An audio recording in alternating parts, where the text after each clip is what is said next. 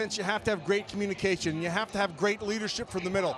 Derek Johnson's a guy that they're going to rely on doing that. And then you got to have some young guys. There's always got to be young blood. Maurice Hurst, the guy they got in the 5th round, I think he's had a tremendous camp. Really looking forward to what he can do. His first 2 steps are exciting. He's one of those guys who can make a difference. And then his compatriot on the other side, another rookie. You're looking at P.J. Hall. P.J. Hall is one of those guys, kind of a squatty body, like 6'1", about 310. Can't knock him off his feet. Great balance. Really looking forward to what these 2 guys can do inside. It's the John Gruden era getting underway, trying to restore that Raider glory. They kick it off with the Detroit Lions coming up tonight in Oakland.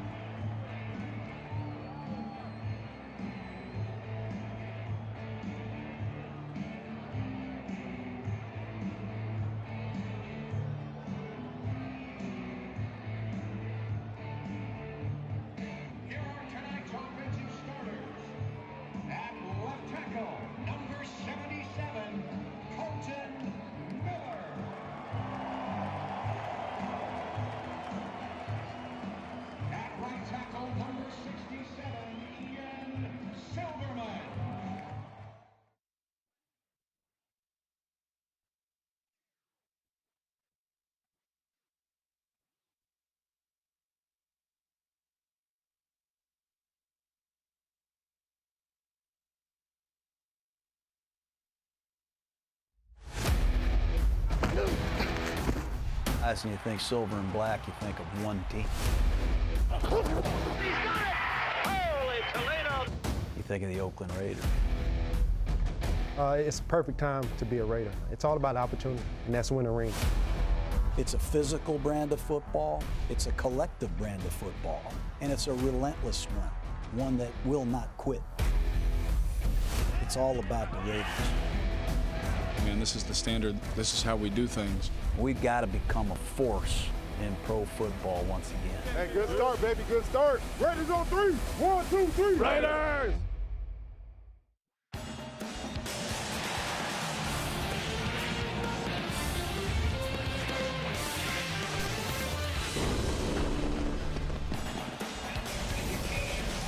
It is a beautiful night in the Bay Area. Oakland, California, the scene for the start of a new era in Raiders football.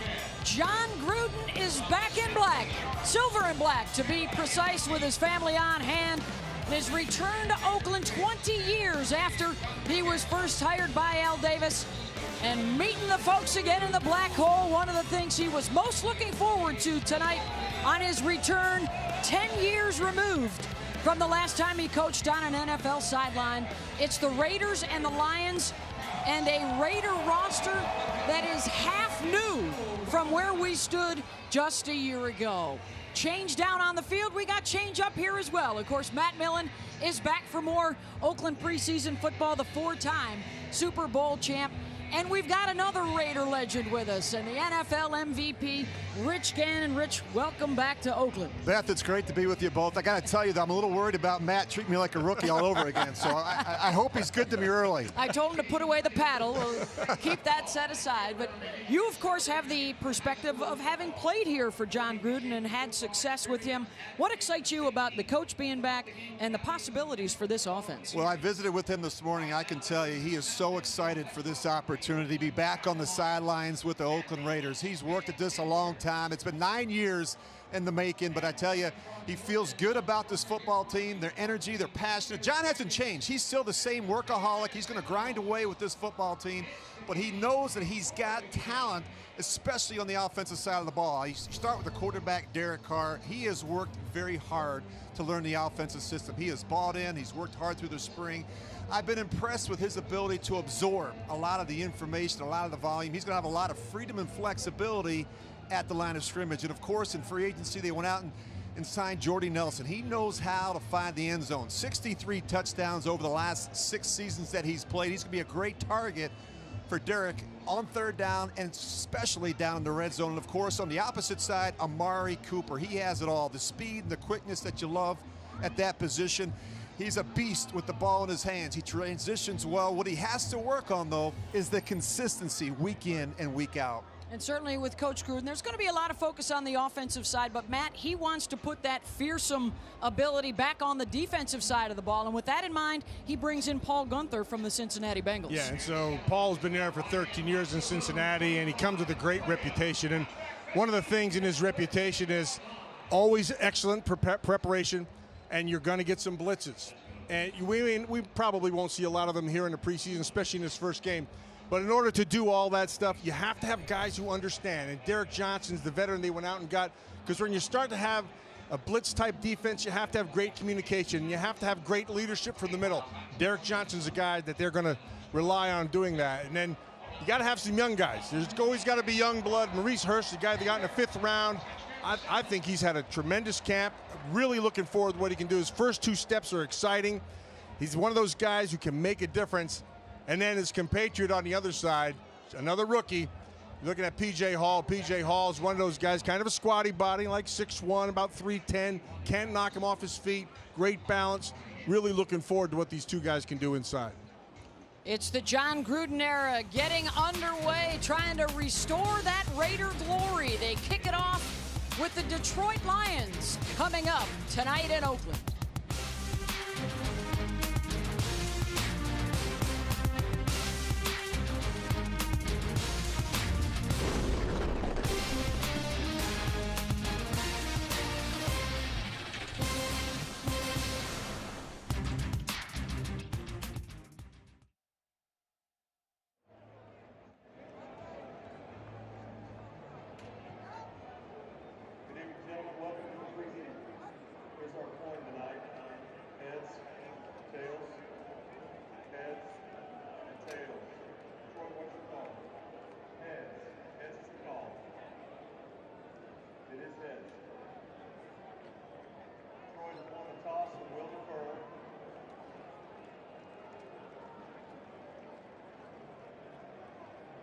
Oakland will receive.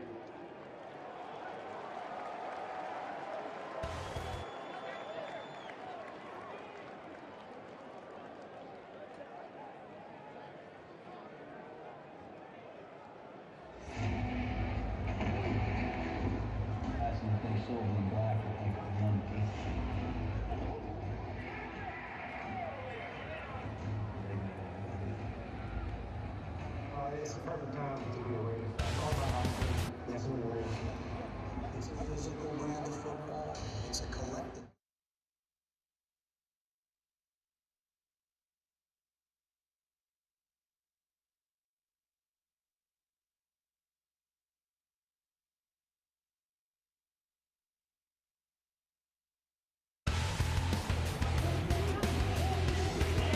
Now the Oakland Raiders getting set to take the field against the Detroit Lions. It's the preseason opener for both sides. There is the lighting of the Al Davis Memorial Torch.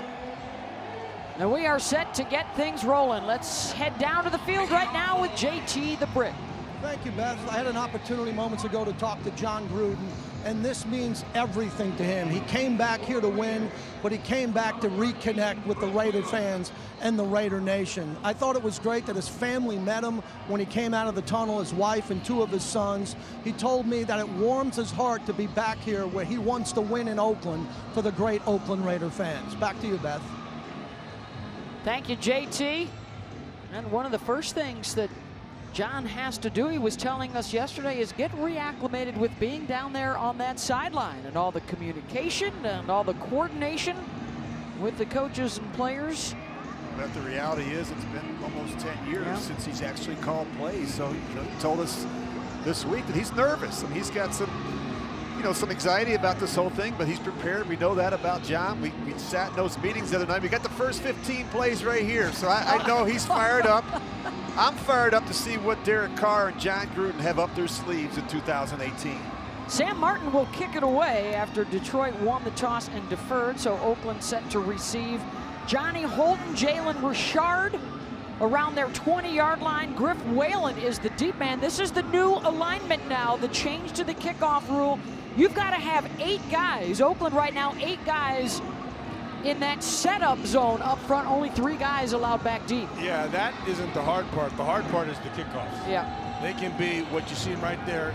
You can be within 1 yard, and they can't move, or you're going to call offsides. So this is a big difference. No running start right there for the Detroit Lions. And it is Whalen who will take it with a heel on the goal line. And Griff, one of the many free agent acquisitions, will take it out across the 25. Deshaun Shedd with the tackle after a return of 25. So here comes Derek Carr, now in his 5th year. 103 career touchdowns in his first 4 seasons. Only Dan Marino, Peyton Manning, and Russell Wilson have better numbers than that in terms of TDs. Yeah, his 4th different play caller, his 3rd different scheme the past 5 years. There's been a lot of change around Derek Carr, to his credit. He's hung in there, he's bought in, and he's excited about the opportunity to work with John Gruden. Clock operator, please set the clock to 14:54, 14:54. And that's not to mention you're starting. I know it's the first preseason game, but you're starting a rookie left tackle. Yep. And Colt Miller's done actually a pretty darn good job in training camp. We'll be anxious to see how he fares here. It's a great point, Matt. You want to make sure that you get him off to a great start. You got to help him early with protections and also running the football right at him. Marshawn Lynch is the lone setback. Jordy Nelson, the motion man. And Carr on the boot. And the first catch of the preseason for Jordy Nelson. Well, you mentioned Colt Miller. The first-round pick is at left tackle. Donald Penn has yet to return to practice. Osemele Hudson and Gabe Jackson, perhaps the best interior group in all of the NFL. And a big moment for Ian Silberman to get a chance to start at right tackle. Lee Smith, familiar, along with Jared Cook, the top 2 tight ends coming back into the season.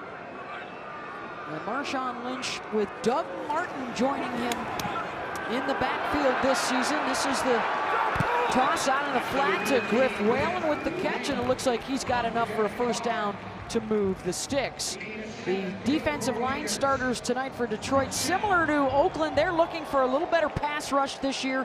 Ziggy Ansah is the guy they've looked to prior. Jared Davis is their man in the middle, 2nd-year pro, led all rookies in tackles a year ago. And Darius Slay, one of the top corners in the NFL, his 8 interceptions, tied for the league. Our first look at Marshawn Lynch. Here we go. Lynch, big hole through the left side. Lynch tearing down the sideline. He will make it into the end zone, but a flag down behind the line. Right in the hole that Marshawn ran through. 60 yards for the score if it stands.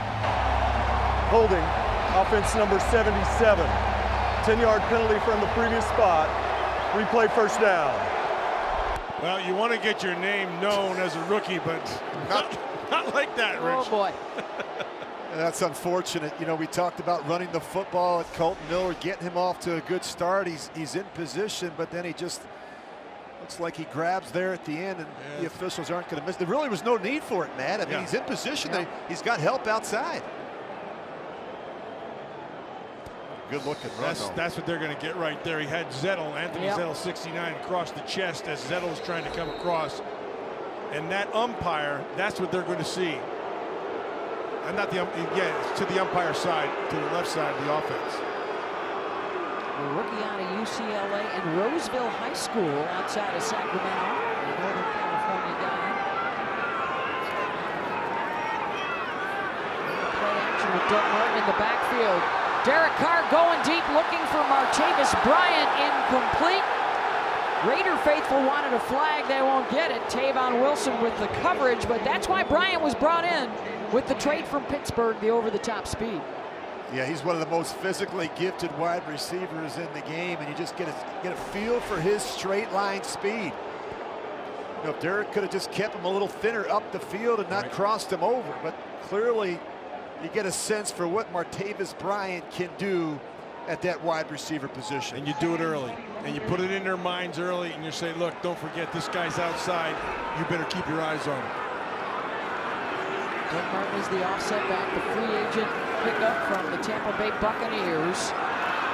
Carr hit as he threw it and nearly intercepted. Actually, Jordy Nelson, a nice job to play a little defensive back right there. Yeah, did a nice job of closing on the ball and getting it out of his hands, because that just fluttered out of there. A little pressure right there. And I think you watch Derek Carr. I think his arm gets grabbed, able to sit there and drive this throw. And as a result, you see Kennard come in there and get a piece of the ball. Kennard and Christian Jones were both brought in as outside backers to flank Jared Davis this year for Detroit. Burke's got to be smart here. Third in the bunch. Run the draw will get out to about the 34 to bring up fourth down, and the punting unit will come on for the Raiders. That's too bad. That was a good-looking run for Marshawn Lynch. Matt, you know, for people who maybe don't think he still has the straight line speed, I mean, once he got up on the second level, he was off to the races. Yeah, and he kicked it into another gear. That safety had a little bit of an angle, and he outran it. That was nice to see. That was a 60-yard touchdown run for Lynch, but negated by the holding penalty. We're going to see an entirely different look on special teams with a couple of rookies. This is Johnny Townsend, the punter out of Florida.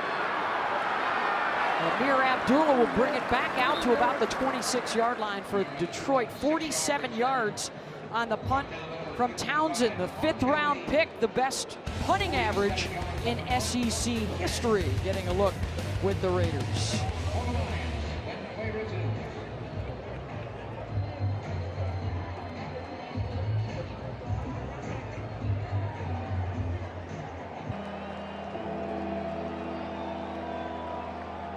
Derek Carr, Jordy Nelson, Martavis Bryant. Checking out the Microsoft Surface there, and now the Detroit Lions will turn to Matt Castle in a battle with Jake Rudock for their backup quarterback spot behind Matthew Stafford. 14th season now in the league for Castle with his 6th different team. They picked him up as a free agent from Tennessee. And he will hand it off to another one of their big free agent acquisitions, LeGarrette Blount. They were unable to run the football last year. In fact, the worst rushing team in the league. So they brought in the free agent LeGarrette Blount. They drafted Kerryon Johnson, and they drafted Frank Ragnow, who is getting the start at left guard. He was their first-round pick this year. Good toughness. Yeah, he's one of those. He's kind of a grunt. It's kind of what their Matt Patricia's looking for up there. He wants football players. I tried that one. How'd that work out? In Detroit, as a matter of fact. Of course, with Matthew Stafford, they have a very good receiving core. A couple of 1,000-yard receivers returning from a year ago, and Golden Tate and Marvin Jones. They'll try and run it, and Markel Lee was there for the stop. Carradine Edwards, Jelly Ellis, and Bruce Irvin getting the start. Of course, no Khalil Mack yet. His holdout continues from Raider camp. They just made a little switch here on third down. You got the rookie in there now we were talking about earlier, number 92, P.J. Hall. It's an entirely different linebacking core for the Raiders, and a lot of different looks out of the secondary this year as well. This is what you're going to see a lot of this year, though, this double A gap look. This is what Paul Gunther likes. 3rd and the four-man rush, and Castle goes down in the grasp of one of those rookies, P.J. Hall, the second-round pick out of Sam Houston State. You know, Rich, I saw his mom at the hotel this afternoon. She was all nervous about him. That's a good way to get her not so nervous. You know, how excited, Matt. Think about back when you were a rookie. I mean, these guys wearing that silver and black uniform for the first time. P.J. Hall played a lot of ball in college. He played 56 games over 4 seasons. He started in 54 of them. And that's what they're looking for. Guys that had played a lot of football in college that can come in and play right away. Really telling P.J.'s story throughout the night. He was not even invited to the combine. And the Raiders loved what they saw at his pro day. And this is Griff Whalen getting the edge and into Lions territory, and then a flag down on the backside of the play. 22 yards on the return from Whalen. Let's see if that'll stand.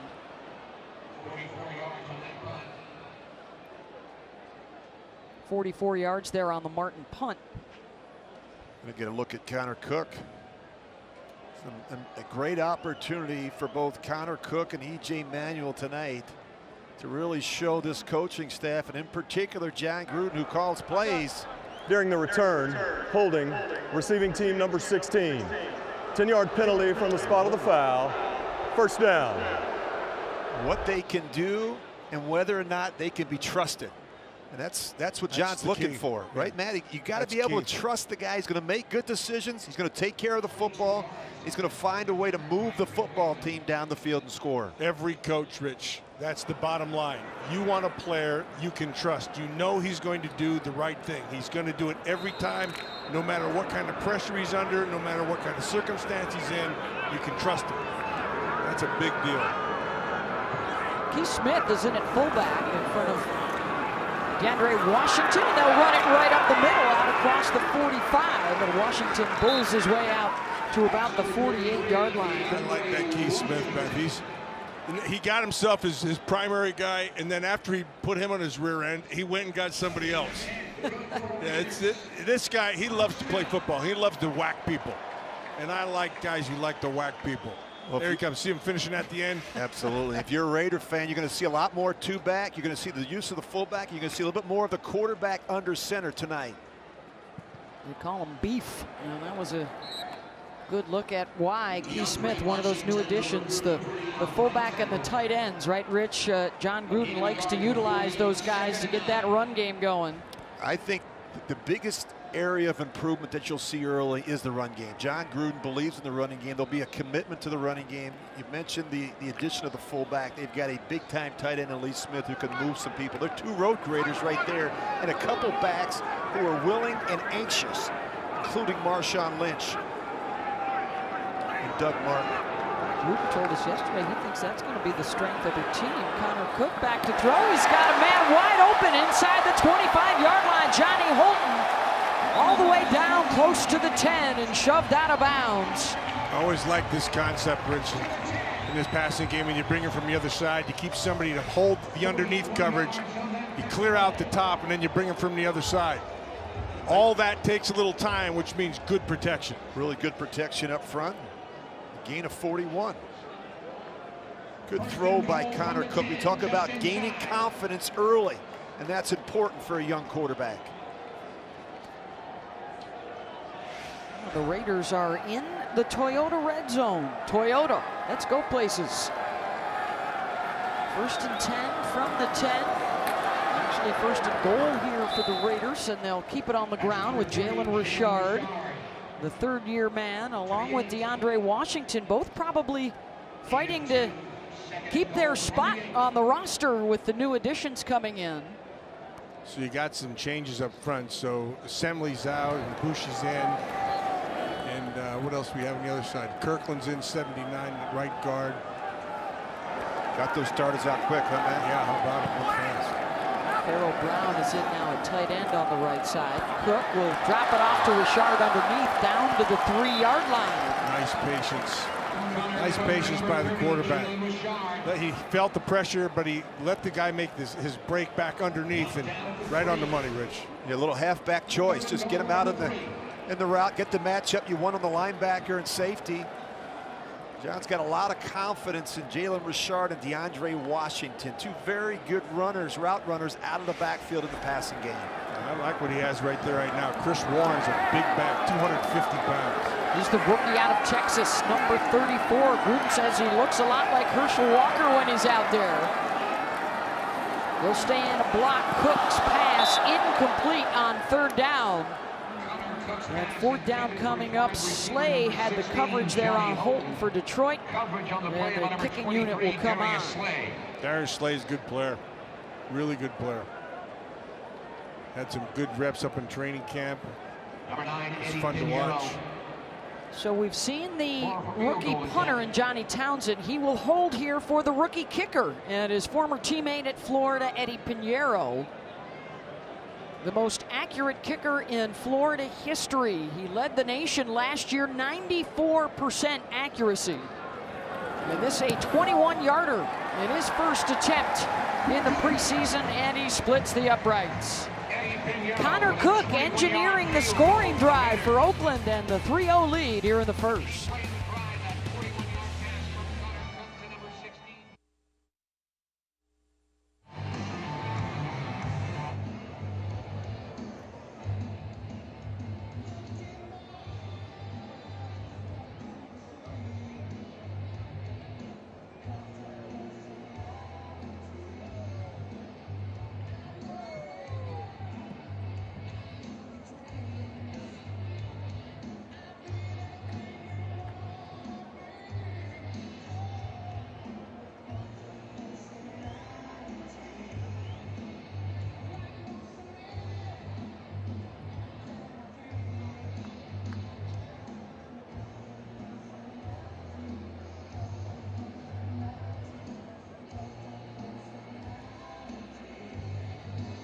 Scoring drive, 7 plays, 60 yards in 3 minutes, 8 seconds.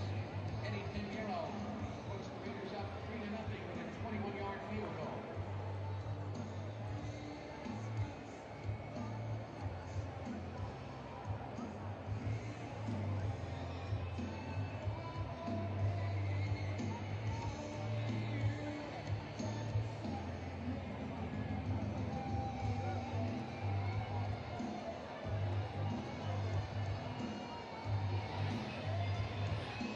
Connor Cook, 2 of 3, 46 yards on that scoring drive. Eddie Pinheiro, the 21-yard field goal. As the Raiders go 60 yards in 7 plays to grab the lead. It's been a good couple of weeks for Connor Cook and a good start. Tonight, remember, Connor was the number 3 guy last year behind E.J. Manuel, but right now on the depth chart, guys, he comes in at number 2 with Manuel behind. Really a good battle going on, and they're just fighting for reps. It's hard to get them. You've got a guy like Derek Carr, Beth at camp, but I think Connor Cook and E.J. Manuel, they both have spent a lot of time here in the offseason really trying to learn this complicated offense of John Gruden's. Abdullah will take a knee for the Lions. Rich, what's the hardest part about learning the offense? And I just think it's the volume. Yeah. You know, there's so much responsibility on the quarterback at the line of scrimmage, changing protections, changing plays, going from a run to a pass to a run, a blitz beater to a 2-deep beater. And so he's going to put it on you. And I think that he wants to challenge the quarterbacks. And I know Derek is a guy that likes to be challenged, right? He wants that volume. He wants that responsibility. All good quarterbacks want that responsibility at the line of scrimmage. And John, believe it, is going to give it to these quarterbacks. Maurice Hurst is now in the game for the Raiders in the middle of that defense. Ball popped out at the end of the play, but it's ruled incomplete on the pass to the tight end, Luke Wilson, broken up by Tyre Whitehead. Now, what was it that Gruden was telling us? He needs to be stimulated. He wants more and more stuff, Derek Carr. He's constantly coming in to ask the coaches for more. It's interesting when you start talking about the quarterback. There's a lot on the quarterback's shoulders, but when you start talking about all those things at the line of scrimmage, you better have a receiving core that's on the same page. Yeah. And especially your number 1 guy. When there's mistakes in football, I don't care what side of the ball it's on, it always boils down to a breakdown in communication, right, Matt? Yeah, that's almost 100%.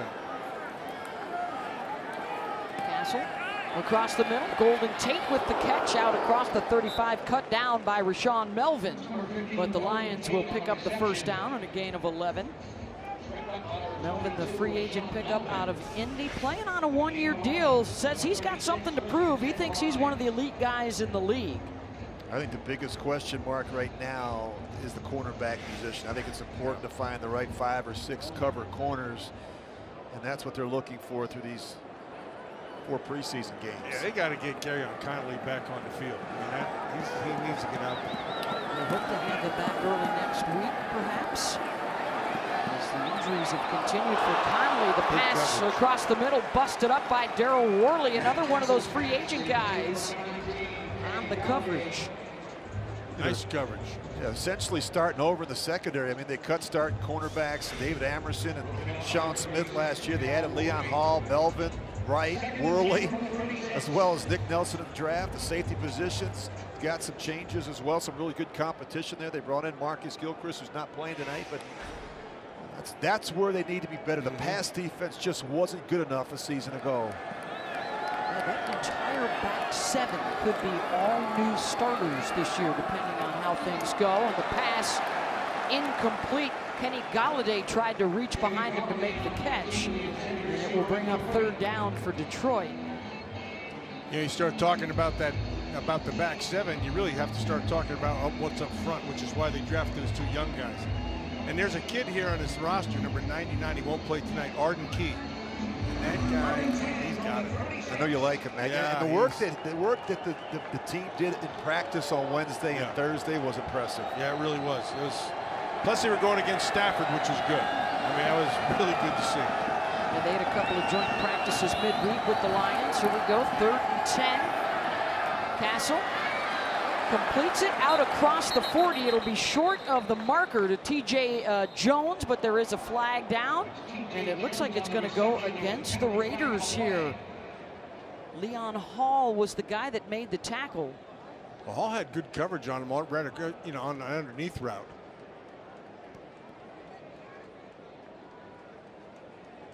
Prior to the pass, holding, number 59 defense.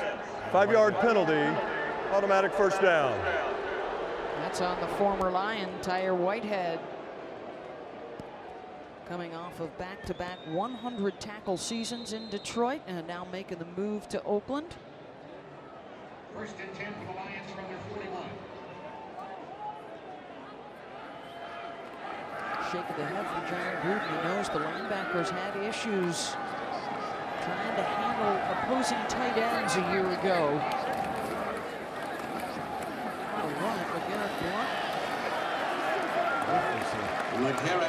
They sniffed that one. It was one of those things where they probably telegraphed that one, Rich, because there was about 9 people at the line of scrimmage. Well, maybe it would have been a good opportunity for Matt Castle maybe to throw the ball there, Matt. But again, the Raiders were all over that. Safety was down. You talk about it. It's tough to run the football, as you know, into an 8-9-man front. Yeah. It's like banging your head against the wall.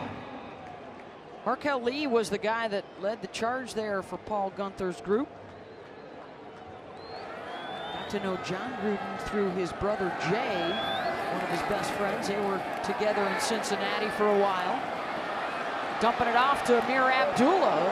Out across midfield, down to the Raider 45, and another flag flies after a gain of 14. It's going against Detroit.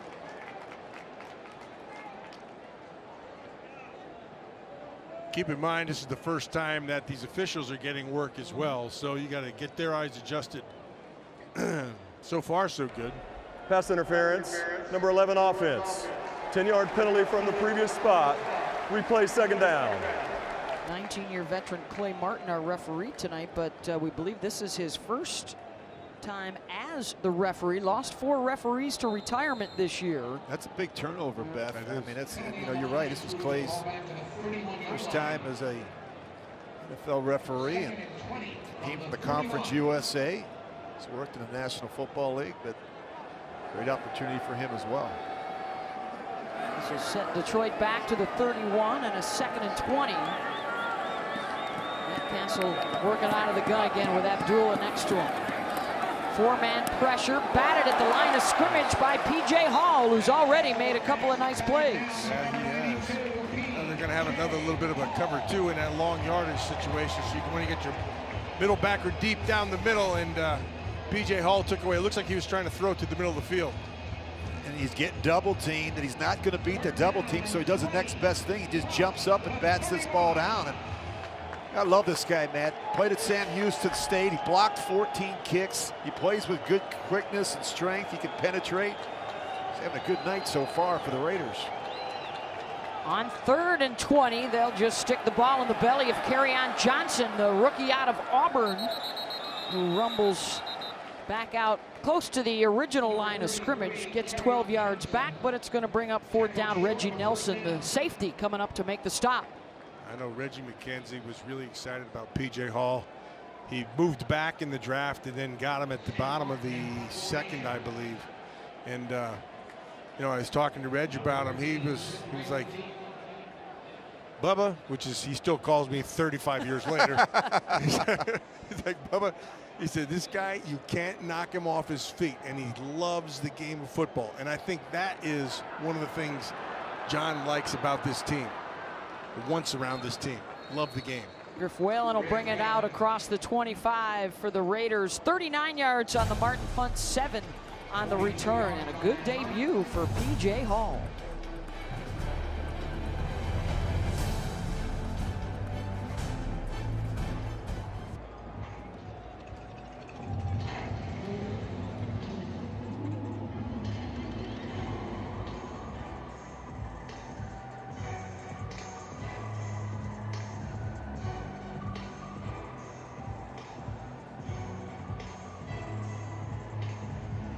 Side of me, I feel.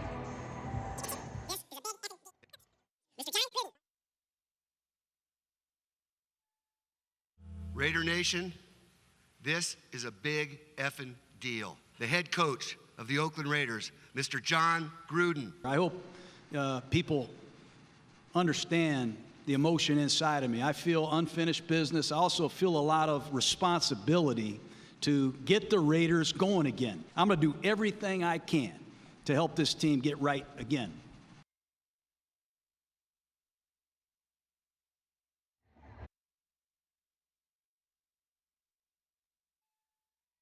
Raider Nation, this is a big effing deal. The head coach of the Oakland Raiders, Mr. John Gruden. I hope people understand the emotion inside of me. I feel unfinished business. I also feel a lot of responsibility to get the Raiders going again. I'm going to do everything I can to help this team get right again.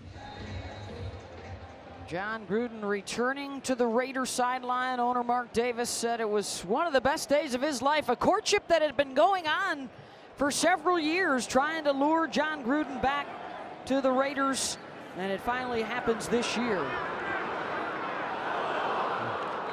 Incomplete on the pass. Connor Cook looking for Ryan Switzer. Well, you never go broke taking a profit.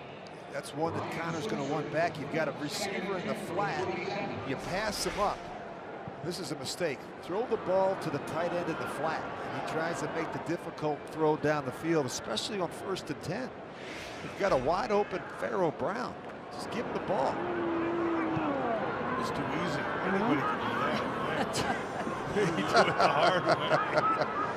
2nd and 10 for Cook. They'll go with the 2 tight end set again. Bryant is the wide out to the right. They'll run it with Richard.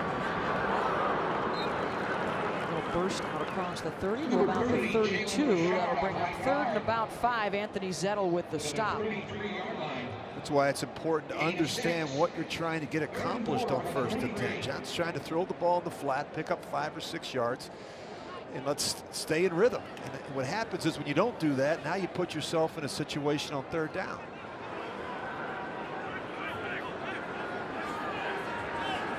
The 3rd-year pro out of Michigan State, a 4th-round pick a couple of years ago for the Raiders, did not play in a game last year.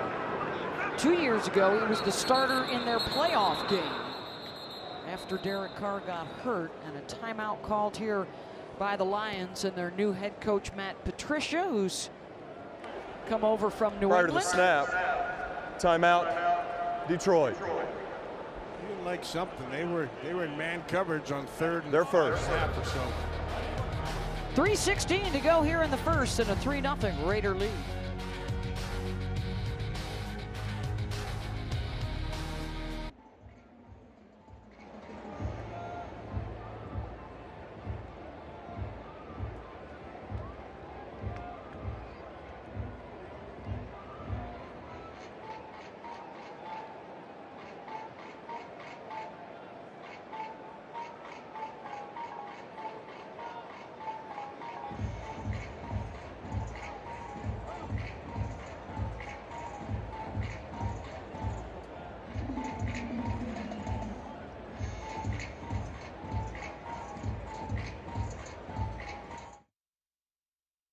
PJ is a great guy. He don't say too much, you know, but that's what you want in your rookie. You know, he comes in and work, and he does what he's asked of. So, you know, Mo is also a great guy. Both gonna be outstanding players, and so they're doing a great job of coming in every day. And, you know, they're preparing like we need them. So, can't wait to see what those guys gonna do for us this year.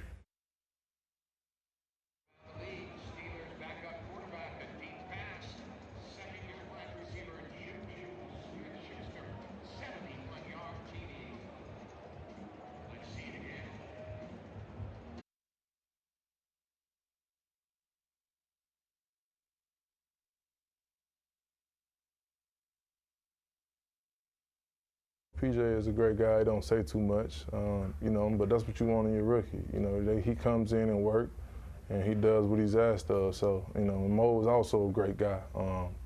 Both gonna be outstanding players, and so they're doing a great job of coming in every day. And, you know, they're preparing like we need them. So, can't wait to see what those guys gonna do for us this year. P.J. Hall, Maurice Hurst, and Arden Key, the third guy that Gruden and Paul Gunther made a priority to get some young defensive linemen in here for the Raiders. And underneath to Martavis Bryant at a first down. Oakland out to midfield. Rich, there's two ways to use speed.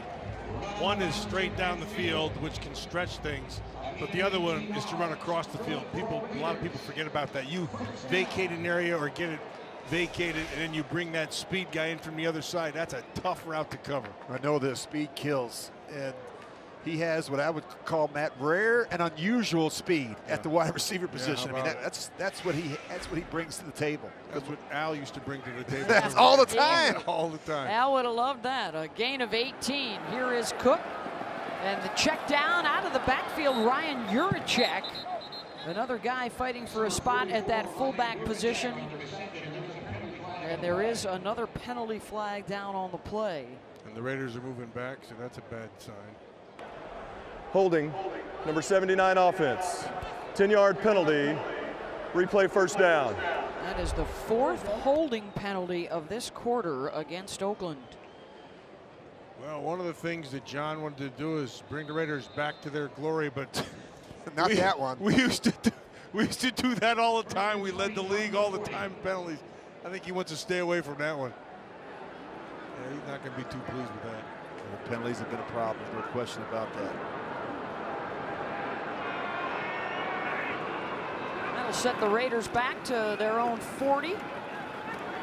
Jalen Richard trying to bounce away from a defender, picks up a couple. Again, Anthony Zettel was there. You know, speaking of penalties, the Raiders hired longtime referee and a colleague of yours, Beth, at ESPN, Jerry Austin, to help assist the coaching staff and the players with the rules of the game and the enforcement. He's actually upstairs working with the staff and helping John. He's in the building out at practice, be in the booth on game days, and I think John knows they need to cut down on the penalties. They've been the most penalized team in the NFL over the last decade. John's looking for smart players that make good decisions. Penalties cleaned up. Cook on second and long. Washington out of the backfield, out to midfield, and yet another flag behind the play. Trevor Bates with the tackle for Detroit. This one might be against Detroit. John Feliciano has had his hands out to the side like, what? Come on, give me a break. Can't be here. me. Yeah, exactly. You know, the old rule was if you get caught that that one play, Legal use of the hands, hands to the face on the defense. 5-yard penalty, automatic first down. That's big.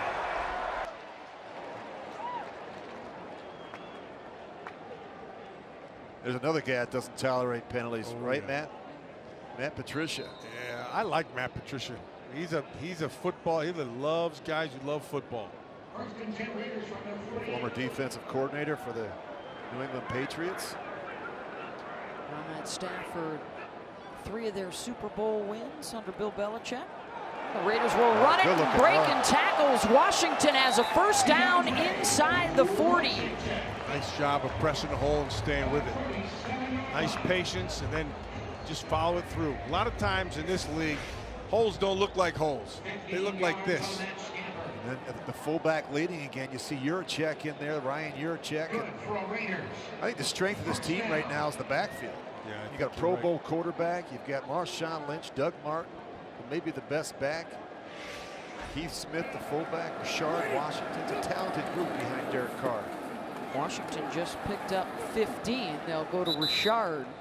Yeah, I like to see when the line of scrimmage starts moving like it did right there. Just moving back. Then you pick up 3 or maybe 4 yards. That's what you're looking for, because as the game goes on, that 3 or 4 turns into a big one. And you know, Matt, there's teams that talk about running the football, and then there's teams that commit to running the football. I think that's one of the problems the Lions have had for the last 4 or 5 years with Stafford. I'm curious to see if they change it. I know with John Gruden, they're going to change it. It's going to be a point of emphasis. You look at the personnel they brought in. John wants to run the football. That'll be good for Derek Carr. Absolutely. Absolutely. That'll take care of the first quarter here in Oakland. Connor Cook engineering a scoring drive. Eddie Pinheiro with a 21-yard field goal. He's back in the silver and black. John Gruden returns. It's a new look Raiders. Offense, defense, and special teams tonight in the opener.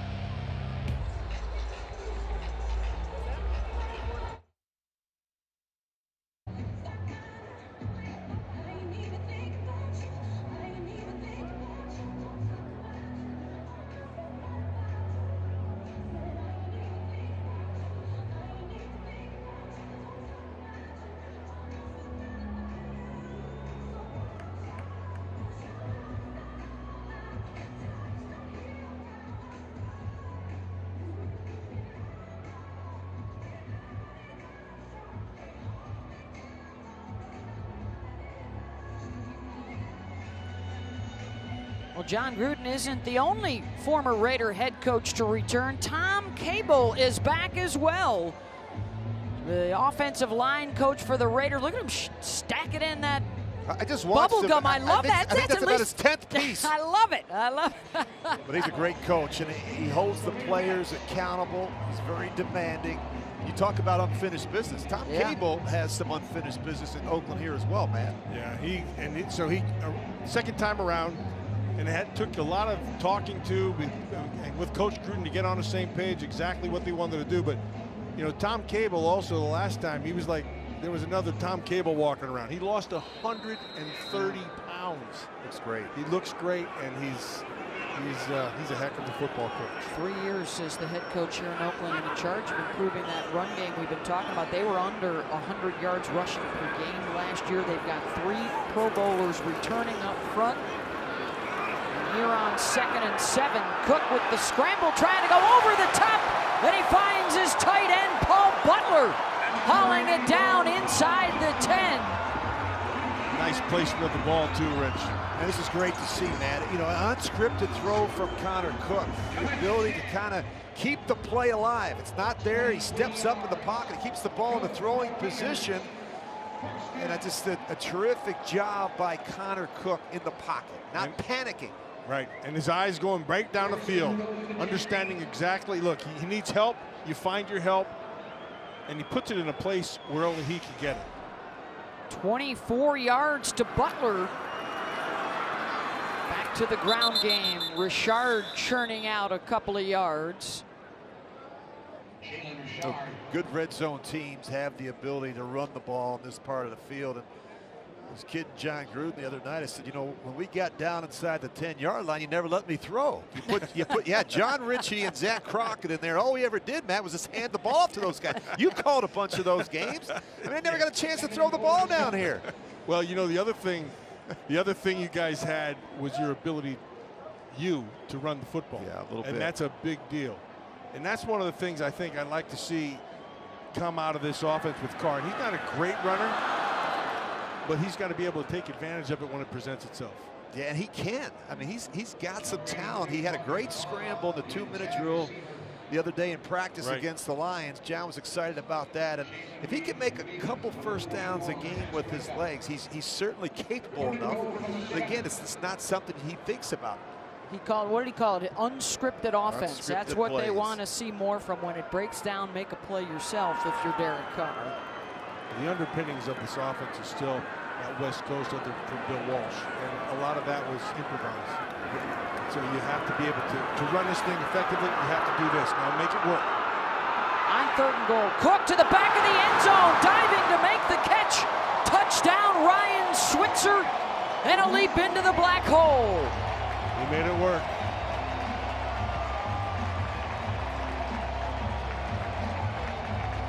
This is great to see because the first throw we saw him moving to his right. Watch him scramble to his left. This is about the hardest throw you can make as a quarterback, but he does a nice job not panicking. He squares his shoulder, and he makes a very good, accurate throw, low and away to Ryan Switzer. He's impressed me. Connor Cook, we watched him this week in practice, and he stood out, I thought, this week in practice against the Lions, and he's doing the same thing right now. You know, I think it's harder to play for John Gruden in practice than it is on game days, especially if you're a backup quarterback. He's tough. He's demanding on these quarterbacks. He expects a lot. And that was a great drive from Connor Cook in that second-team offense. Cook to Switzer, a 7-yard touchdown. Piñeiro's PAT is good. Couple of scoring drives that Cook is able to engineer. Biding his time, finding Switzer in the back of the end zone. Touchdown, Raiders.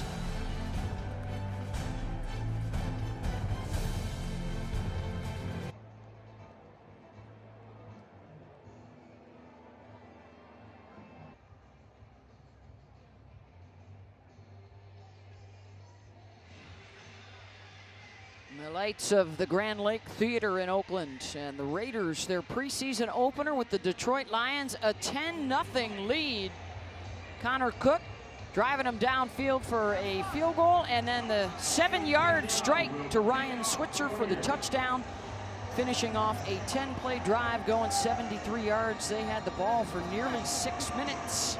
And Connor Cook, Matt, you and I have been together here for 4 years. This is the best we've seen him since he arrived in Oakland. Yeah, and this is about the time that he should start figuring his whole league. You start to figure it out right around here. So he's 5 of 8 right now, 95 yards. But forget the numbers. He looks comfortable. He looks comfortable with the offense, which is really pleasing to see because it's a brand new offense, a brand new play caller, all new coaches. You're coming off the preseason and of course the offseason, but looks like he's pretty well settled in, Rich. And I could see it in his feet. You know, you talk about he's confident. You're a big feet guy. But he's comfortable. And I see him stepping up, trusting the protection. And that's big, Matt, for a quarterback to sit in there and just trust that they're going to take care of some of those internal pressures. Rich Gannon with you here in Oakland, the preseason opener for the Lions and Raiders. And this is LeGarrette Blount, the free agent they brought over from Philadelphia with those 3 Super Bowl rings. This was not a good Detroit running team last year overall or in short yardage situations, so they're hoping that LeGarrette can help fix that for them. He's a powerful man and he can move the pile. He can, and they need help with the running game. For a while they've had an imbalance on offense. They were 6th in passing, and yet they were dead last in rushing. And again, it gets back to the commitment. They have to make a commitment to running the football, even with Matthew Stafford at the center. There's Patricia joining Bob Quinn, another guy with New England ties, the GM. Blount, nice opening out across the 40-yard line for LeGarrette. One of the things they've done is they've reorganized their offensive line over the last 3 years. You got free agents on the right side and a couple of first-round picks on the left side heading into the regular season. Here's Blount for 13. Yeah, that's just a nice job of occupying people up front. And Blunt's going to find his way. Once he gets to second level, he's tough. That's a big man coming through the hole. That's 250 pounds. I mean, that's not an easy guy to get on the ground, man. Yeah. Exactly.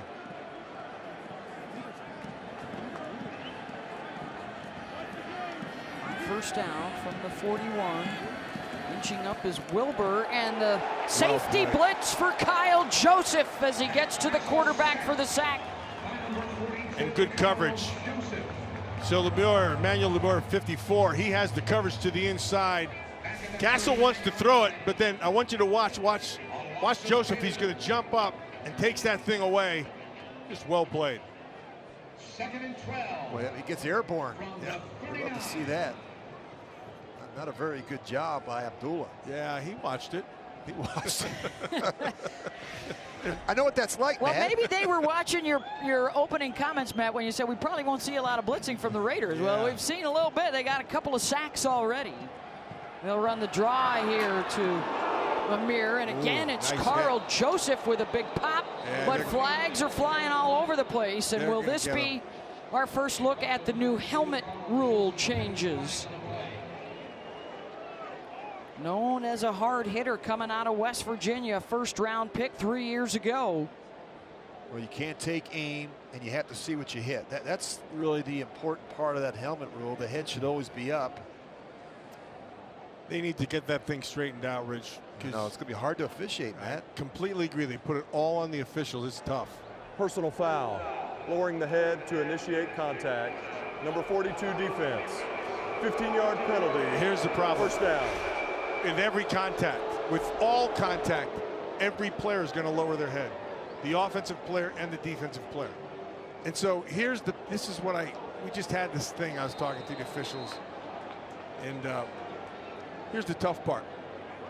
So what they're looking at is they're saying anything from the face mask up is going to be your helmet now that they're going to call it on. There's a spot in the middle of your helmet that's about 3 inches big. That's the right spot. It's really hard to officiate. The use of the helmet, one of the major changes this year. We've talked a little bit about the new kickoff rules. There has been a clarification of what is a catch and some adjustments to the illegal batting and kicking the ball out of bounds. Those will be penalized. But of course, everybody already talking about that use of the helmet, and the very first indicator is lowering the helmet to initiate contact with an opponent. And we've seen it time and again. The catch made by T.J. Jones. It looks like maybe a stinger there for Dexter McDonald, who is number 23 there in silver and black, calling to come out of the game, holding his wrist. We're getting back to that helmet rule. I think what happened with linebacker Ryan Shazier with Pittsburgh really scared a lot of people. Yeah, they really want that contact. The contact's got to occur with your hands, initial contact, your hands, your shoulder, or your forearms. And the helmet should really strictly be used for protection purposes only, and that's not what's happening in our game. It's becoming a weapon for some of these players. Got a flag down on the Abdullah carry. The part what's really hard is interior line play, because the old rule is face and hands, not hands and face. Face is the first thing to hit, not your hands. You start offsides. Number 92 defense, lined up in the neutral zone. 5-yard penalty, replay first down. Yeah, if you start taking guys on and you're a hand player, you're going to give ground automatically, guaranteed. You shock with your face and hands. You go face first and then hands, and that's tough. That's going to be really hard to judge on the inside for these officials. 6 penalties, 55 yards so far for Oakland here in the first half. On first down for Castle, and the completion to Jace Billingsley, the second-year man out of Eastern Oregon with the catch. We talked a little earlier about defensive coordinator Paul Gunther. He's really trying to build the foundation with this defense. He's looking for a bunch of type A personalities who love football, and also high IQ football players who can read and react and play fast. And he wants to play man-to-man coverage. He wants to crowd the line of scrimmage. And Matt, as you said, he wants to bring pressure early and often. Abdullah. Another flag flies. Abdullah with the nice cutback down inside the 10-yard line. It's going to be offensive holding. You know, if you listen to Coach Grew, one of the things he says, holding number 70 offense. 10-yard penalty, still second down. He doesn't say we have to get the best 53. He says we have to get the right 53. Yep. That is such a huge distinction. The right guys on the team, guys who love the game, guys who play smart, guys who don't screw things up on and off the field, guys who are smart players. Guys who care about one another, man. I mean, think about some of the great teams, the Raider teams that you played on. Absolutely. It wasn't always the most talented team, but it was the most committed team to one another. That recipe was there. Al had a knack for doing that. He would take guys down. To the outside, they would say, oh, he got a bunch of rogue players, and they're all... Well, those rogue players bonded pretty darn well. And they loved each other. It was the teams that loved each other. I mean, I hear from my guys all the time. Something goes wrong, anything's wrong, like, you know, I'm having a couple issues right now. And they've been coming out of the woodwork. They're like my brothers. I mean, it's been awesome. Great to see Jim Plunkett stop by the booth earlier tonight. And a lot of the Raider alums have been around training camp, even up in Napa. 3rd and 11, and the conversion down to the 12-yard line to Akeem Vallis. Pickup of 14. The 12-yard line. Gain of 13, good for the Lions, first down. The Lions are now in the Toyota red zone. Toyota, let's go places. Maurice Hurst trying to hustle back into place there. Castle will go under center with Abdullah in the backfield. Amir will get the call. Another flag down as Abdullah burrows down to about the 7. a lot of flags tonight. Yeah. You've got a lot of young players playing for the first time. You've got guys who are excited. Guys haven't played alongside one another.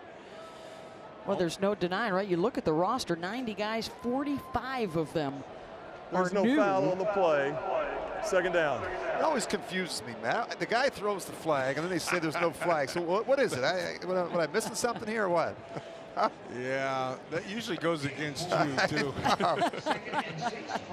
They never picked it up when I committed a foul. How about it?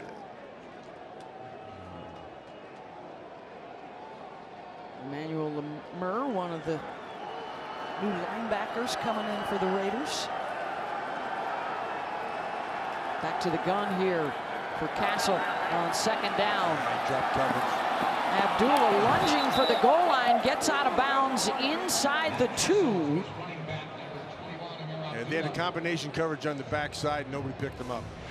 Little breakdown. You're right, Matt. The flat is wide open. Yeah. You don't get this open in the NFL. The linebacker's not even on the screen. Usually runs some sort of in and out there and has to declare really quickly when you're that close to the line of scrimmage. Most of the time you like to get that tight end, somebody get their hands on him, and then you got to jump that outside coverage. Well, had that not been the dirt infield down there, Abdullah may have been able to keep his feet to get in. Instead, it's first and goal, Lions. Abdullah will get the first crack at it. Touchdown, Detroit. Good patience by Abdullah. They came with a slant, too. They slanted to the defensive right side of the ball in the interior. And initially it was taken away, but then his patience and allow it to develop, and there it comes. See how they're slanting inside here? Yep. Good patience to work backside, like you said, Matt. Yep. Veteran back. That was a good drive for Abdullah, who was a star coming out of Nebraska. But his production fell off last year. There has been some talk around Detroit as to whether or not he has a spot on this roster with all the new additions in their backfield. Amir making his case tonight. Veteran Matt Prater with the extra point, and it's 10-7 Oakland. 6:54 to go in the first half on the return of John Gruden to Oakland. Great. Thank you very much, JT. Sam Martin going to kick it away after the Amir Abdullah rushing touchdown to make it 10-7. Griff Whalen will get it out across the 25 to the 28-yard line. Trevor Bates with the stop there, and we will see more of Connor Cook at quarterback. A solid first half for Connor. The drive that led to the Eddie Pinheiro 21-yard field goal, and then Cook the touchdown pass, a 7-yarder. To Ryan Switzer, the 2 scores tonight. 5 of 8, 95 yards so far. He's done a nice job keeping plays alive with his legs, keeping his eyes down the field, and making a couple big throws off the scramble. We saw the starter, Derek Carr, for 1 series tonight. Expecting to see some E.J. Manuel later on. Cook, and the quick connection to Marcel Aitman, the rookie out of Oklahoma State at 6'4", 220. He has earned the respect of the coaching staff and the quarterback room. Has been a real quick study over the first couple of weeks of training camp. Yeah, they've liked what they've seen out of him, and they like the fact that he's not intimidated by, you know, a lot of rookies come in and they're intimidated just to even be out on the field. This kid looks like he thinks he belongs and he plays like he belongs. 7th round pick coming back from a foot injury last year in college. It's number 33, DeAndre Washington on the run. Kerry Hyder, that's a nice positive for the Lions. He was their sack leader a couple years ago in Detroit, and then last year in the preseason, number 61 in white suffered an Achilles injury. So Detroit glad to have Kerry Hyder back around. See the guy Jalen Ware in there at left tackle now. Rookie down. Raiders are 2 for 4 on 3rd down. They've got a 3rd and short here on the ground. Washington, a nice push up the middle. Matt, behind that offensive line. They'll get the extra set of downs. Right behind Denver Kirkland, and a nice job. That's a little bit of runner's patience right there, Rich. You know, it's designed sometimes to go to the outside, and it's your read. And so your eyes have to take you to where the spot is, and he does a really nice job here. So he's going to start a little bit to the outside. Now, a little bit of a cutback right there. You let that offensive line get up on that Mike linebacker, and they just find that little crease in that backside A-gap between the center and guard. They appeared this preseason to have some better depth up front than they had a year ago. A few more options as Cook will throw that one away. And that's a good decision on 1st and 10. It's not there. You didn't fool them. Let's throw it away and give yourself a chance on 2nd and 10. Yeah, they were trying to sneak Holton back underneath, and he got taken out by a defender. Good move. Just live for another down. Those are the kinds of decisions that John Gruden and Greg Olson are going to like, because the turnover margin was a major issue last year for the Raiders. And even on the defensive side, where they just could not generate the takeaways, it was a whole different story than the prior season, and just out of the reach of Bryant. Galloping down the far side, Charles Washington had the coverage. It's 3rd and 10. It's one of those cover 2 throws. It's a tough one to fit in there, Matt. You're right. You see the corner. The corner knows he's got help from the safety over the top, and it just shows you the respect, I think, that these quarterbacks have for the talent of Martavis Bryant. This guy can go get it if you just give him a chance to make a play. Nice job by that safety getting over there in time. Bryant picked up a draft day trade with Pittsburgh for a 3rd round pick. On 3rd and 10, Cook incomplete, intended for Marcel Aitman, and it's 4th down. Tease Tabor, the former Florida Gator, on the coverage. Johnny Townsend, number 5 in punt formation. You see that look? I can just see the look, even from the back here, looking at John Gruden, just the frustration. You know what I mean? And I don't miss those conversations, because sometimes, God, I'm going to tell you, they were tough. He doesn't wait until you watch that film on Monday, Matty. Yeah. He's going to let you know about it right when you come off the side. That's the thing I love about John Gruden, his passion and his energy on game days. Johnny Townsend with the punt. Good coverage. And sliding down back inside the 10-yard line. Isaac Whitney had some good coverage. The body language from Gruden said it all on that last set of downs for the Raiders. They got to boot it away, up 3.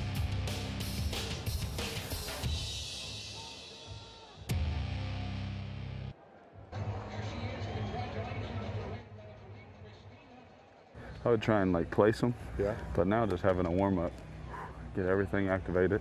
Yeah. Feet, everything. Yeah. This is the first read. Like instead of like kind of letting him read him, I think it's like, hey, I'm throwing it to him. Right. Until he takes it away. Completely. Circle route. Yes. Throw him a circle. Until they. Yeah. I gotcha. Don't guess on both ends. Yep. Yeah, I like that way better. Nice and quick. Yeah. Yep.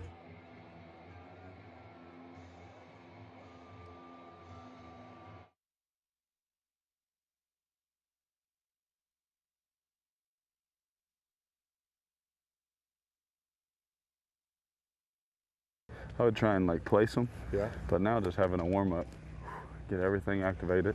Yeah. Feet, everything. Yeah. Who's the first read? Like instead of like kind of letting him read him, I think it's like, hey, I'm throwing it to him. Right. Until he takes it away. Completely. Circle route. Yes. Throw him a circle. Until they. Yeah. I gotcha. Don't guess on both ends. Yep. Yeah, I like that way better. Nice and quick. Yeah. Yep. That was in training camp up in Napa on a visit from Peyton Manning. Coming in to visit with John Gruden and spend a little time with Derek Carr. And Derek is now with JT down on the sideline. Thank you, Beth. I do have Raiders quarterback Derek Carr. We saw you in a series. Assess your play early on, especially with this offensive line. Oh, I mean, offensive line did a great job. Marshawn looked fast as he ran down the sideline. They called it back. But no, I mean, I think that we played well. We were efficient coming out of the huddle, all those things, and we didn't want to show much, so it was fun. The difference, we've talked about your prep in the offseason with Coach Gruden. What was it like prepping during game week? I mean, we got to practice against them twice, which was awesome. So, practicing against them helped, with the game planning and things like that. But, in a preseason game, you don't really watch much on them. You don't really get ready for them. You just kind of go out there and run your plays. Marshawn, you had a big run that was called back. Talk about your speed on the second level. Derek's interview is not very exciting. He's a much better and more excited person away from you guys. I agree with that at times. Hey, Derek, let's jump upstairs because Rich Gannon is a former MVP. He's now in our broadcast booth. What does he mean to you? Sorry? Rich Gannon, who's in our broadcast booth. What does he mean to you as you're getting better every year? Oh, man, I love Rich. He's helped me a lot. He's always got great information and things to share. His leadership, his way he did things. He's an MVP. He's a great quarterback, one of the best to ever play here, and it's awesome to know him. Rich, Derek, I'll throw it back up to you. Jump on in. Derek, how cool was it, be honest, to have Peyton Manning at practice and to be able to pick his brain and just ask him about some of the things that you had on your mind? Yeah, I mean, it was awesome, and to have him out there, to learn from him, to have him talk to us and share some things. He was very open, and obviously he's one of the best to ever play. So to learn from someone like him was really cool. Well, you know what? You're doing the right thing. We're proud of you, brother. You've bought in. You've worked hard. You're going to have a great year. And it was fun. Even though it was 6 plays, it was awesome. Thank you. I appreciate it. Thank you very much, Derek. Thanks, guys. You just said something, Rich. That's a big deal. You said you bought in. The first thing I wanted to see when I went to the Raider training camp is did they buy in? Are they buying where John is selling? And the answer was a resounding yes. That's more than half the battle. It means they're believing in him, and that's a big deal. And look at Matt. He's coming after Rich's some of Rich's numbers there. We'll get that done in about 3 weeks. By the bye week, we're not sure if Gannon will be #1 in completions anymore.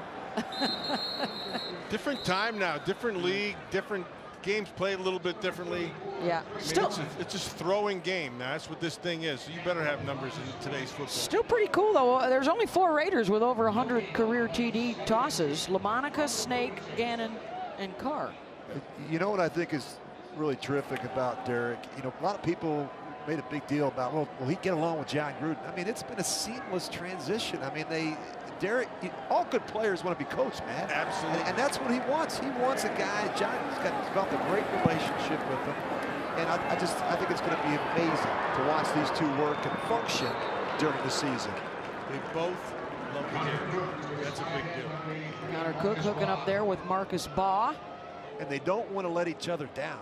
And that's what I tried to impress upon Derek. I said, you've got a coach that really cares about you. He's going to take care of you. And he wants to see you not do well. He wants to see you dominate. Yeah, exactly. Food for thought as we hit the 2-minute warning here in the first half in Oakland.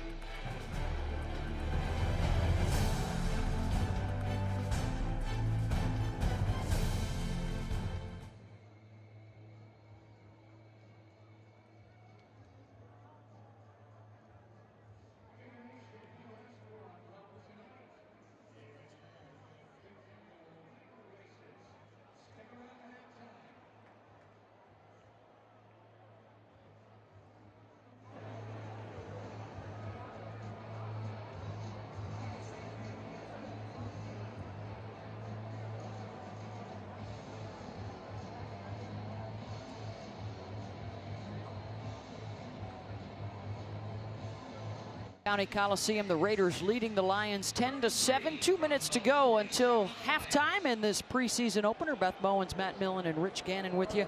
Connor Cook, 7 of 13, 108 yards. He's got 1 touchdown pass.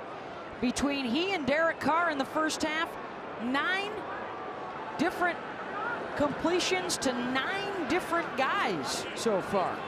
This may be 4-down territory if they don't get it here. On 3rd and 3, Cook stepping up, incomplete, intended for Johnny Holton, couldn't hang on. And they will send out the punter, Johnny Townsend. I thought he had a chance there. It's not a bad throw. That's a pretty good throw. Well, he had to reach for it. That was not the easiest catch. When you like to see him make, though, on the boundary. TJ Jones will be the deep man here for Detroit, back at his 10-yard line. Good look at Johnny Townsend. This is a good opportunity to see him get some hang time and inside the 20 punt. His 3rd punt of this first half. Pop it up. Jones with the fair catch at the 15. 32 yards on the punt, but he does drop it down inside the 20 for the Raiders. We're excited about Johnny Townsend. His numbers in college at Florida are as good as anyone's in the last 5 years. I mentioned he gets the ball off quickly. You could get a good look at Rich Bisaccia, the special teams coordinator. Had a chance to sit in on some of his meetings this week. He really punted well on Wednesday in practice versus Detroit. He had a very good Senior Bowl and combine. He's an excellent holder as well. Yeah, the Raiders called the timeout here. Must not have had. Who they missed? 10 30-second timeout. Yeah, Brown was. Yep, Fidel Brown running out there late. Just to get back though to Rich, he started out under John Gruden in Tampa Bay and left the Dallas Cowboys, where he had been the last 5 years, to join Gruden. What do you say? Coach Gruden could be coaching a team on the moon, and I'd be right there with him. He was excited to reunite. Yeah. You know, and John gave him his first job in the National Football League. He never forgot that. He was under contract with the Cowboys. He went to Jerry Jones and Jason Garrett and asked if he could come coach with John Gruden in Oakland. Jake Rudock, the quarterback, slings it quickly out to the edge. Dantes Ford, as the Lions will run their 2-minute drill here. Kerryon Johnson, the rookie, is in the backfield with Rudock. They go with 4 receivers. Raiders with a 4-man rush. Brown trying to get in Rudock's face, and he drops it off to Johnson, who manages to hustle out of bounds. P.J. Hall and Bruce Hurst to the inside guys on for that defense, and then you have Shalik Calhoun on the outside, Fidel Brown on the other side. One thing we haven't seen, Rich, in this first half is we haven't really seen much pressure. Right. Without bringing somebody. So, and you said that, Matt. It probably was going to be one of those nights. Pretty vanilla defense, and we don't want to show a whole lot in week 1 of the preseason. They got the 2 young guys, the rookies, in the middle, and Hurst and Hall up front. Eric Harris scooting in. Here comes a linebacker and a safety, and it's incomplete. There's a blitz. Eric Harris and Emmanuel Lemur were coming. So I talked to Paul Gunther on the bus ride over. I was on bus 6. I don't know where you guys were, but I talked to Coach Gunther. He's dropping some names here in his debut tonight, Matt. I talked to Coach Gunther, and I said, get after him tonight. He said, we're not going to really pressure unless I get annoyed. Exactly. I think he's annoyed. There's always an unless. Oh, guaranteed. Guaranteed. Oh. He's the best. Paul has a great reputation. Yeah, he did a lot with less in Cincinnati. They weren't the most talented team, but they played hard and they were very good. Chase is wailing all the way back inside the 25. 57 yards on that heck of a punt. Bradley Marquez had the coverage. Well, so many ways to stay connected to your favorite team. You can follow the Raiders on Twitter, Instagram, Facebook, Snapchat. That's Matt's favorite, I think. I think Matt's on it right now. I'm looking over at Matt. Download your Raiders app and be sure to subscribe to the official Raiders YouTube channel as well. Don't forget to log on to Raiders.com all season long. It's where we all get our Raider news each and every day. If Snapchat has anything to do with a sandwich, I'm all over it. anything to do with the sandwich here all over. I don't know that Matt has a phone. I haven't seen him on his phone all week. You know, he's just up here to watch practice. Those things drive me nuts. He's busy watching his reality TV shows, I think. Here's Warren, the rookie out of Texas, who actually spent some time at H-back and tight end for the Longhorns. Here's another flag, too. I think that's a combined 13th flag of this first half. 9 have been accepted so far. I'm anxious to see Chris Warren run the football. I like what I saw from him. Illegal use of the hands to the face. Number 26, defense. 5-yard penalty, first down. It's Deshaun Shedd, but there's Chris Warren, whose dad was an heck NFL of a player as man. well. He was a beast. 3-time Pro Bowler. This kid runs with some violence. You know, we watched the practice against the Lions. He about decapitated a couple of those linebackers for the Lions. This guy has got some attitude to him when he gets that ball between the Big tackles. man, 250 pounds. Had a 276-yard rushing game in college against Texas Tech. Floated out to Griff Whalen, incomplete. Alex Barrett was bringing some heat on Cook. 2nd and 10 coming up. A little bit of pressure down. Let's see how they ran a stunt to the top side. End comes back inside. He still was able to get the ball out. He had a chance at that. Whalen did. It looked like he may have been hit a little bit before the ball got there. Out of the gun, under a minute to go here in the first half. Cook with some time. Richard out of the backfield, first down. And the cut back at the 50 to pick up a few more. He made Milligan miss and a gain of 16, and they're hustling to the line. See if he stops it here.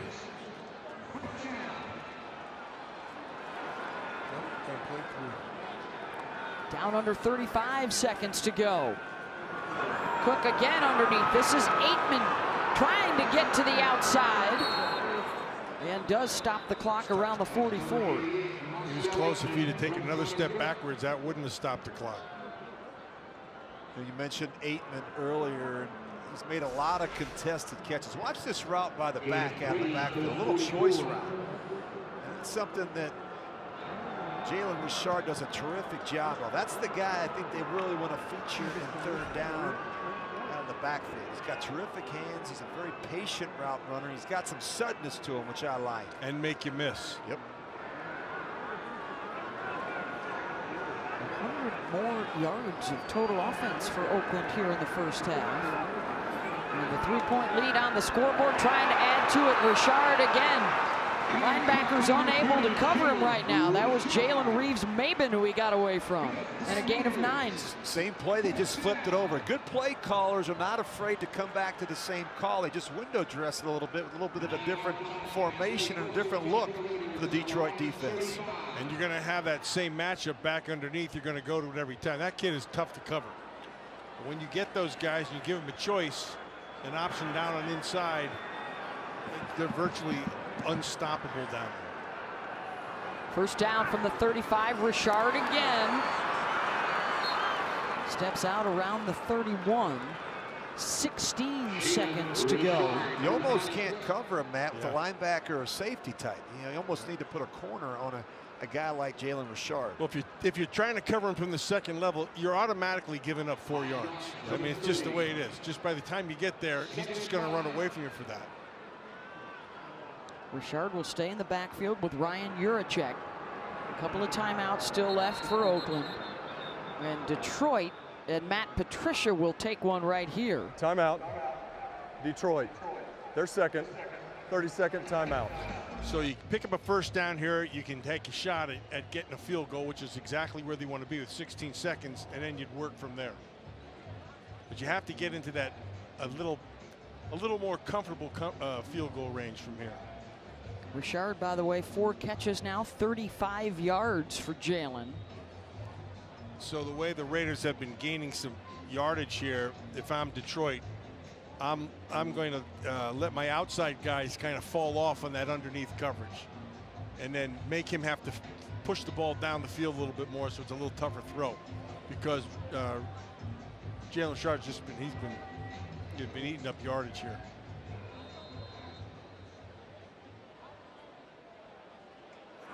Second and 5.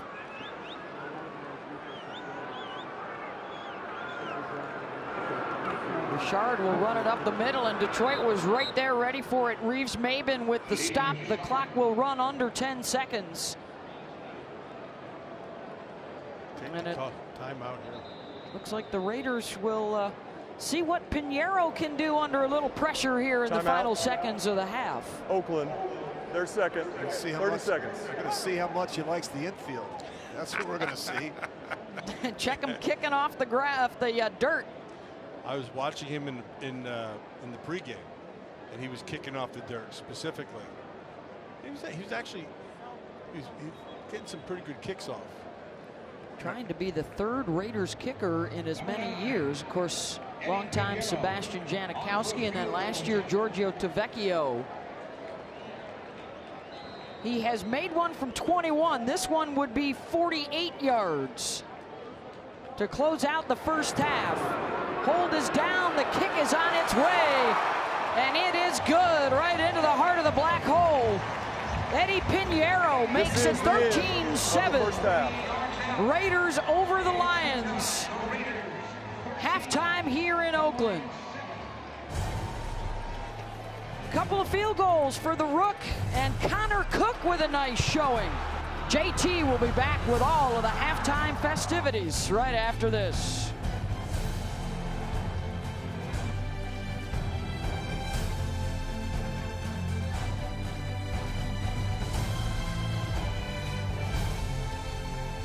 Commitment to excellent pride and poise, the Raiders have tremendous history. And in our next chapter, head coach John Gruden returns to the NFL for the only job he would come back for. Doesn't take much to get the juices flowing. When I see this place, oh man,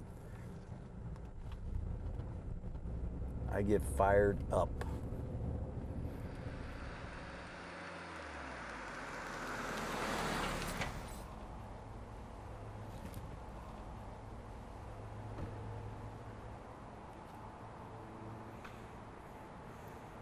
Yeah, it's great to be back. No place like it. Tyrone Wheatley. Wheatley won't go down. Touchdown, Raiders. John Gruden elated. Oh yeah. Just how I remember it. Only better. My single most proud moment really was when Rich Gannon gave me a game ball. He gave me a game ball after one of the games. I think it was after the Jet game. I'm sure I gave some speeches that weren't always the greatest. I tried to put my heart into it. A lot of times it's just Chucky coming out. He's just coming out. He's excited. He's very excited, especially after the wins. It's gonna be good. We've won 4 in a row against our divisional foes. That's quite an accomplishment by anybody's standards. Well, the strongest memories are the big wins. Beating Kansas City, beating the Jets in the playoffs, shutting out Miami in the playoffs. Big wins, those are the things you remember the most. Well, I come in on the early bus. I'm here 3-4 hours before the game. I can't sleep much. So I get here early, I'll have my sideline sheet. I'll be going over the first 10 or 12 plays of the game. But I like to come in here and put my music in, listen to a little AC/DC, get fired up, and get focused and get ready to go.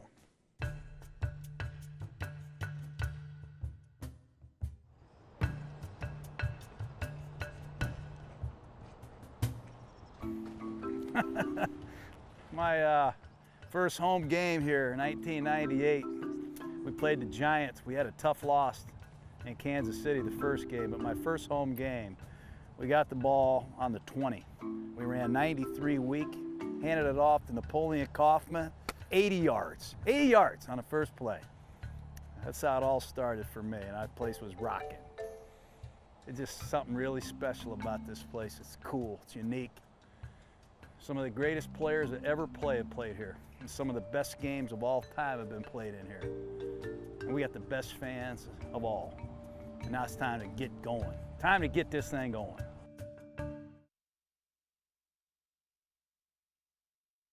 Time on the Raiders Broadcasting Network. The Raiders ahead of Detroit by a score of 13-7. Let's take a look at the schedule, the remainder of the preseason. We're in Los Angeles at the Coliseum to take on the Rams next week. The third critical preseason game at home against the Packers before we finish up in Seattle. The regular season is a monster schedule. It opens up Monday Night Football against the Rams here at the Coliseum. John Gruden's first game back. It'll be a big one. Then on the road at Denver, on the road at Miami, before the Cleveland Browns come to town. Next up for the Silver and Black, they'll be in Los Angeles at the Chargers. Then the London game, a home game in Tottenham's new football soccer stadium, heads into the bye week. Andrew Luck off the bye at home, and then short trips to Santa Clara for the 49ers, the Chargers at home, and out to Glendale for the Arizona Cardinals. Long road trip to Baltimore to take on the Ravens, and then it's the Chiefs at home before the big Sunday night football game, December 9th against the Steelers and Ben Roethlisberger. At the Bengals, the Broncos, and the season wraps up on December 30th against the AFC West Kansas City Chiefs. Experience a Raiders home game in a private suite that accommodates anywhere from 12 to 60 people, available on an annual and single game basis throughout the season. The Raiders suite options are a great way to entertain top clients or to have fun with family and friends. Inventory is limited, so call us today at 510-864-5022. Again, 510-864-5022, and make lifelong memories. The suites are fantastic. When we come back, head coach John Gruden and the broadcast team, as the Raiders at home are on top of Detroit 13-7. This is the Raiders Broadcasting Network.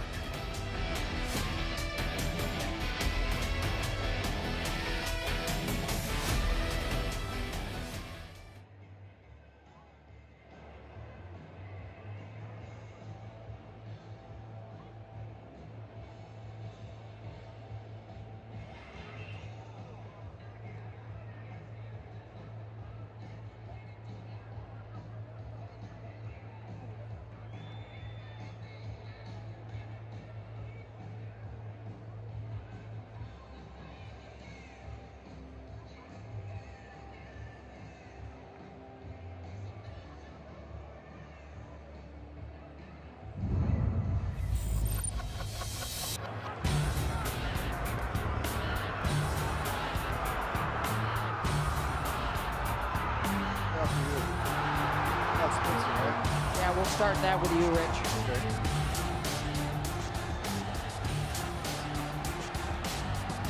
Okay. Do we get a thought from them before the highlights, Mark? Okay. We'll do that.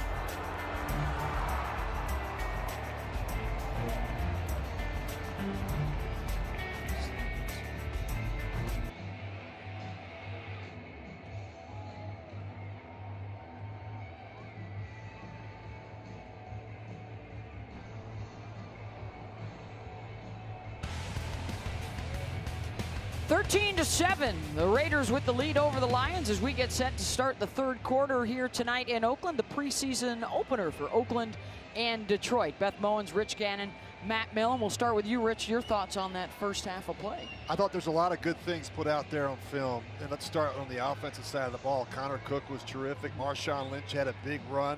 The penalties aside, I just thought there was some good execution. I thought Connor Cook looked really poised in the pocket. Matt, you mentioned the confidence. Right. Yep. And, you know, just the throws that he made off the scramble, I thought were really important in the first half. I can't help myself, so I look at things like I'm expecting good things. So what I'm looking at is what I don't like. And so what I didn't like really is just the flags. Yeah. The flag, and it's, you know, it's indicative of a first preseason game, a lot of young guys playing. But that being said, you win with smart players, and you win with smart play. And these highlights, this was the smart play. Yeah, great seeing Connor Cook. We talked about the poise and the patience in the pocket, scrambling to his left, finding Switzer in the back of the end zone. I talked to a couple people at the half. This is a different Connor Cook. Yep. You look at Abdullah. P.J. Hall played pretty good in the first half, and then it was nice to cap it off at the end to get that field goal, get that extra 3 points, exactly what they wanted to do. Let's send it down to the field, and JT. Coach John Gruden, coach, assess the play of your defense in the first half, especially P.J. Hall. Well, P.J., big act to get the thing started. Had a couple penalties on defense we got to take a look at, but overall pleased. How about the performance of quarterback Connor Cook? He did some good things. There's still a couple things decision-wise I think he's got to correct, but he moved the football team, put points on the board. I like the 2-minute drive at the end of the half. Thanks, Coach. Back to you, Beth. Thank you, JT. Of course, that is one of the position battles going on, that backup spot behind Derek Carr. The halftime stats are brought to you by Nissan. Innovation that excites. 210 yards of total offense for the Raiders, and they held the Lions to under 100. The 6 penalties, however, for Oakland for 55 yards, and they lead it 13-7. Did a nice job getting off the field on 3rd down. You look at that number, 1 of 5. And Connor Cook with that nice first half led them on 3 scoring drives, the 2 Pinheiro field goals, and then the 7-yard touchdown pass to Ryan Switzer. 11 for 19, 141 yards. He was the 3rd string guy last year, did not see any game action. 2 years ago, of course, in his rookie year at the end of the season when the Raiders played in the playoffs, he was the starter in their wild card matchup with Houston. The first quarterback in the modern era to have his first career start in a playoff game. That's not easy, you know? Yeah. That's, you sit around all season, you don't do anything, and then say, oh, go get hot in the playoffs. On the road, no less. Brandon Powell, he's one of the new guys that the Lions are taking a close look at. Another Florida product. He's run out of bounds just shy of the 30-yard line. That was Marcel Aitman. Yeah, Rich, I got to tell you, I wasn't sure I was going to like this format with the kickoffs, but I'm liking it. Are you? Yeah, I'm surprised. You know, we were talking to Rich Bisaccia about that whole thing, the special teams coach of the Oakland Raiders, and we were talking about there's going to be probably about, on average, maybe a 10-yard difference. That's significant. It is significant. It's a whole other first down you don't have to worry about. But you know what? It looks pretty much it's about the same. It's kind of impressed me. I just wonder whether or not, you know, if these returners are getting the ball out to the 27, the 28, if you get these kickers that have the leg just to kick it out of the end zone and just give them the ball at the 25. Sure. I think what we've seen through the first round of games is it looks like a lot of the special teams coaches want to keep the ball in play here just to see what's going to happen in these preseason games. You want to be able to evaluate your coverage units. You want to be able to evaluate your return men, and I think that's why you're going to see a lot of kicks through the preseason, returnable kicks. Jake Rudock with some pressure coming, able to drop it off to Billingsley, breaking a tackle out to the 38-yard line. That was Jason Kabinda, the rookie out of Penn State, who had a chance. They brought in both he and Azim Victor, a 6th-round draft pick, to try and shore up the linebacking core. Matt, do you worry about missed tackles when we don't hardly hit anymore in practice? How do you teach tackling? That is when, tough. You know what I mean? When we take the pads off a lot, we have all these walkthroughs. Yeah, I agree. But listen, when you have your opportunity, you've got to be able to make that play. He's got to come inside out there. He got too high on that thing. Kerryon Johnson with a stiff arm to get through the initial line of defense. And then the burst, breaking a tackle at the 30. Inside the 15-yard line and shoved out at the 5 with a flag down all the way back at midfield. But a glimpse at why the Lions are so excited about that rookie in a 57-yard run. Yeah, they're going to do the old Marshawn Lynch walk back. Yes, they are. Lynch had a 60-yarder called back in the first half. Holding. Number 65 offense. 10-yard penalty from the spot of the foul. Replay 3rd down. Terrell Crosby, the rookie out of Oregon, flagged. But for Kerryon Johnson, when your resume says SEC Offensive Player of the Year, that's pretty much all you need on there. Yeah, I don't know if I... There's 65 right there, was whistled for the hold.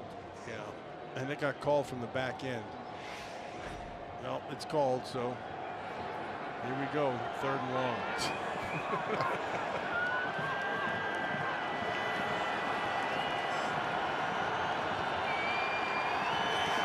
They need the 39-yard line for the first down. Rudock going to tuck it and go. He's going to get caught from behind by Trayvon Hester. With some help from Wilbur. Yeah, good coverage down the field. Nowhere to go with that football. He had to pull that thing down. Kept his eyes down the field, but good coverage by the Raiders. It's a good effort play as well, Matt, from Hester. You just watch him on the rush. Now watch him finish. You know, quarterback scrambles, and he's going to keep coming. And now he's right here to help out and assist on this tackle. Good effort by Hester. Ryan Santoso is on to punt here from his own 15, and the rookie from Wisconsin, the 4th-round pick Nick Nelson, will get a look here on the punt return unit. Standing at his own 25. High kick, chasing him back to the 15. Got a decent block, and then wrapped up at the 25-yard line. A 54-yard punt, 12 yards on the return. 13-7 Raiders. Got the offense coming back.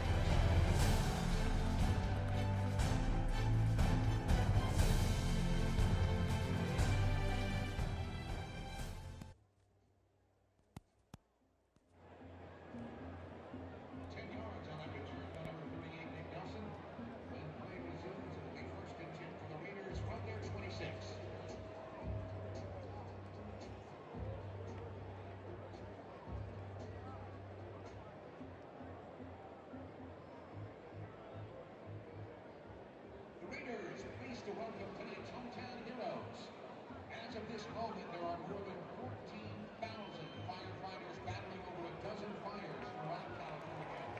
And while the fires continue, one girl whose grandfather and 2 uncles are currently fighting the car fire in the Redding area wanted to show her gratitude for those sacrificing their lives to protect hers. For the past few weeks, 2-year-old Gracie Lutz, alongside her mother Chelsea, have been handing out homemade food to those getting off their shift after battling those fires. A simple act of kindness.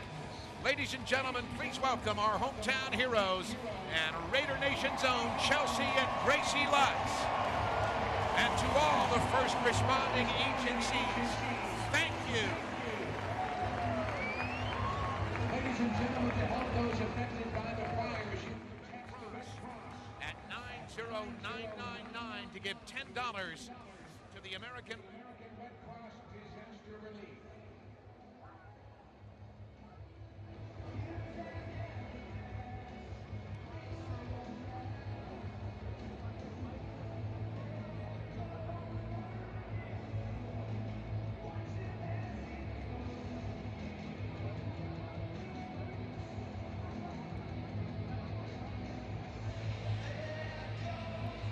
The new quarterback for the Raiders is E.J. Manuel, now in his 2nd year in Oakland. He played in a couple of games last year when Derek Carr had the back injury in weeks 4 and 5.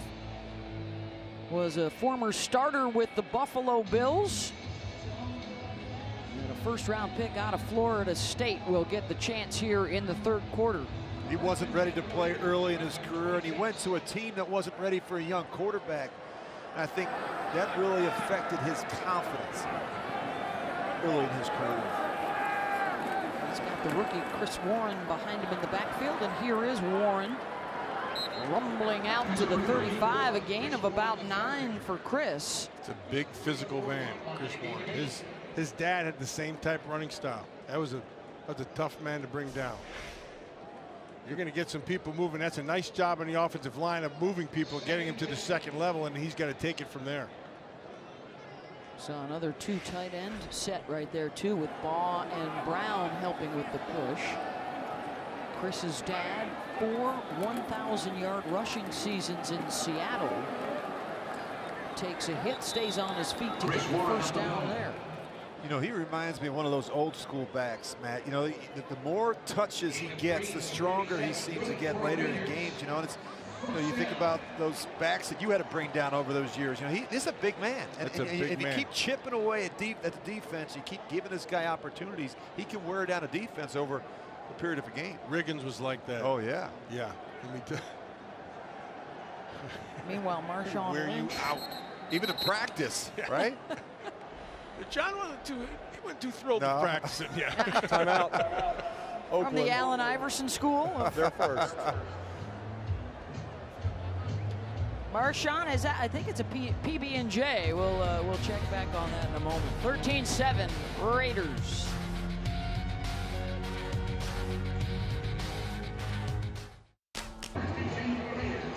It was a light night for Derek Carr, a good night for Connor Cook. They're over there chatting with Martavis Bryant, one of the new additions, coming over on the trade with Pittsburgh. Carr getting set for his 5th season with the Raiders. Looking for a more productive offensive unit this year after the disappointing campaign a year ago. It saw the Raiders fall to 6-10 after a 12-win season the year prior. Another flag on the play, Beth. 21-yard gain. Looks like that may be negated. That's Saeed Blacknall. Productive kid from Penn State. I think he's had a pretty good training camp. Picked him up as an undrafted free agent.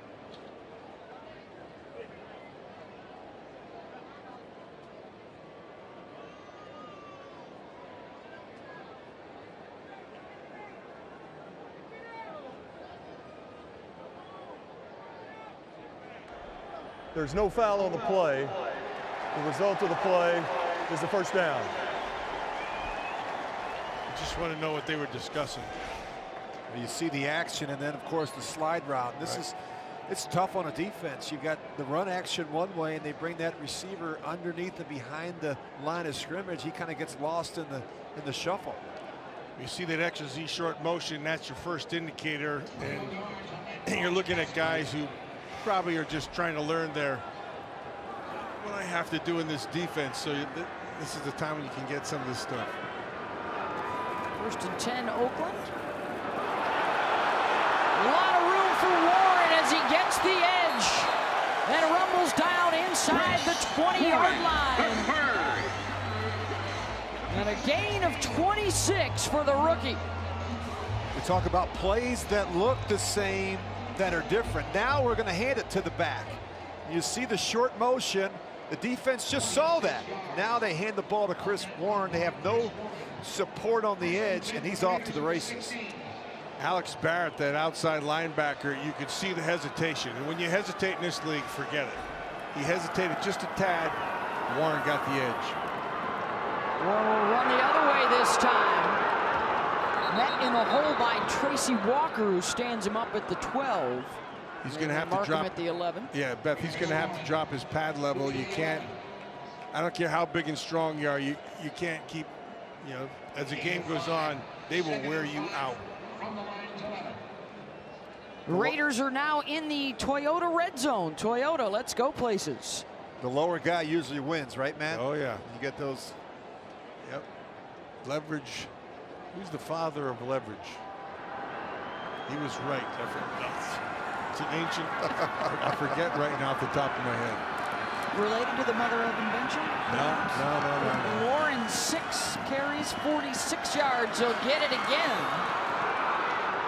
And the push down around the 5 for the Raiders. He'll be close to that first down marker. See those white jerseys going backwards. Oh, yeah. That's what we saw at the end of the second quarter, rather. But now watch this guy. He's just moving people. That's a big, powerful man. John Gruden kept referring to him, Beth, as you said, Herschel Walker in the meetings. Reminds him of Herschel Walker. He's got that look. He's got that number. I played with Herschel in Minnesota. He's a beast. Johnson sported that number as well for the Silver and Black. A fumble on the exchange.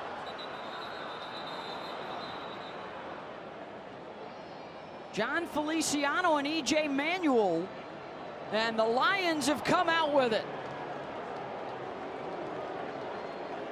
This will drive Coach Gruden absolutely crazy.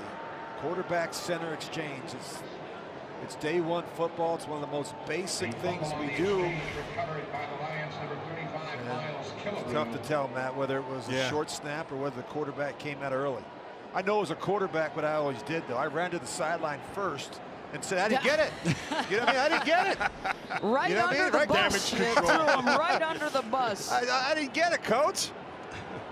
Miles Killebrew is the guy that recovered for Detroit. And a fumble for the Raiders on the 7-yard line. Rudock looking for the quick strike off the turnover and complete, intended for T.O. Redding. It was Nick Nelson on the coverage. It's good coverage. 3-year starter in college, played 2 of his 3 years at Hawaii before transferring to Wisconsin. Good player. Adam, I watched him a year ago. He turned in some pretty good games for Paul Chris. He's going to be a competitive guy. Really good man-to-man coverage ability. Set a school record, in fact, last year with 21 pass breakups. And all Big Ten performers. 2nd and 10. Rudock. Quickly to Powell and cut down immediately again. It's Nelson who read that well. That's good key, good diagnose, and then he made the play. All that's good. His main job is to turn it back in, not let him get to the outside. Well, he defeated the block, did his job, and still came down with the tackle. That's a big-time play.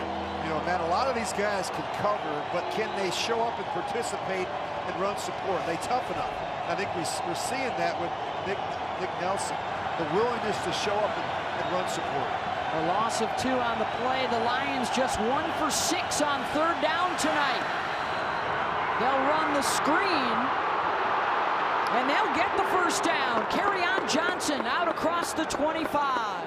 Kabinda had a chance. He took the wrong angle. He came back to the underneath side. He should have gone over the top. At the very least, force everything back inside where your help is coming from. You're going to watch number 46. He reads it right. Now he's coming from inside out. He's got to get to the top side. See how he went under? Can't do that. If you go over the top, then it forces him to have to cut back, and there's some friends inside. You got to know where your support is. Gain of 19 for Johnson. Wilbur ended up with the tackle, and now the officials are all huddled together.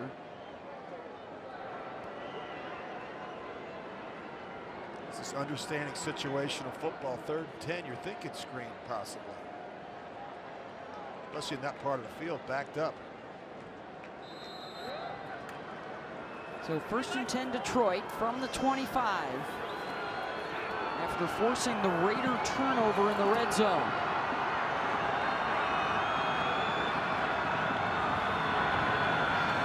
Wilbur quickly in the backfield, and a couple of missed tackles for the Raiders before they finally collapse on the running back.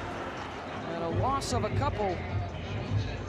Kyle Wilbur, 58, come off the edge, forced him back inside, missed him, got back up, and then got in on a tackle at the end. No shame in missing a tackle. A lot of shame in not hustling and trying to get back in on the tackle. 7th-year man out of Wake Forest. 2nd and 10 Lions. Rudock out of the gun. Johnson out of the backfield, and Rudock hit on the delivery by Shakir Soto. 2nd-year man out of Pittsburgh.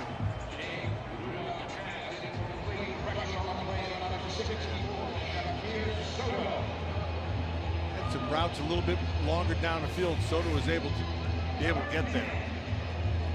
Rudock steps up, and then Soto just never quits.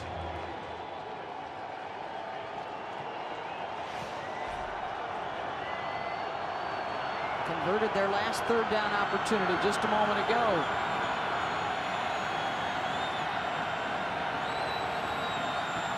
Four-man rush for the Raiders. Rudock stepping up and caught from behind. Penalty penalty flag late in the secondary after the sack by Shalik Calhoun.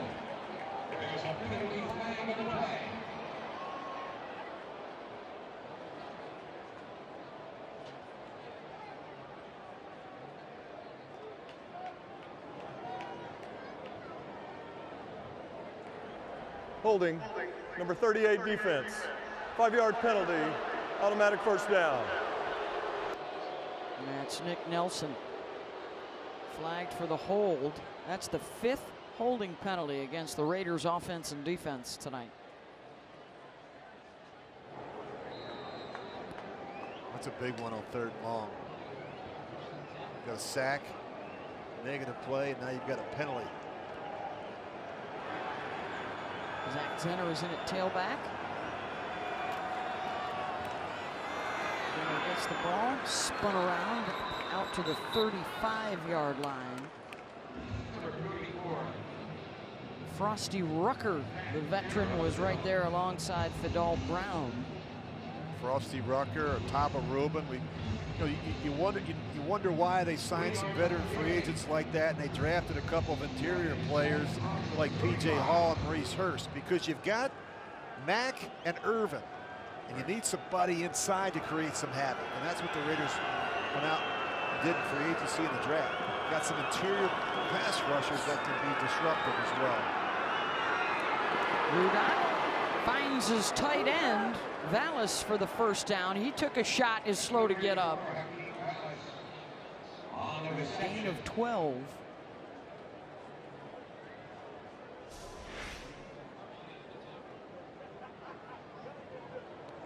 We haven't said much about Khalil Mack. Obviously, he's not here. He's not in camp.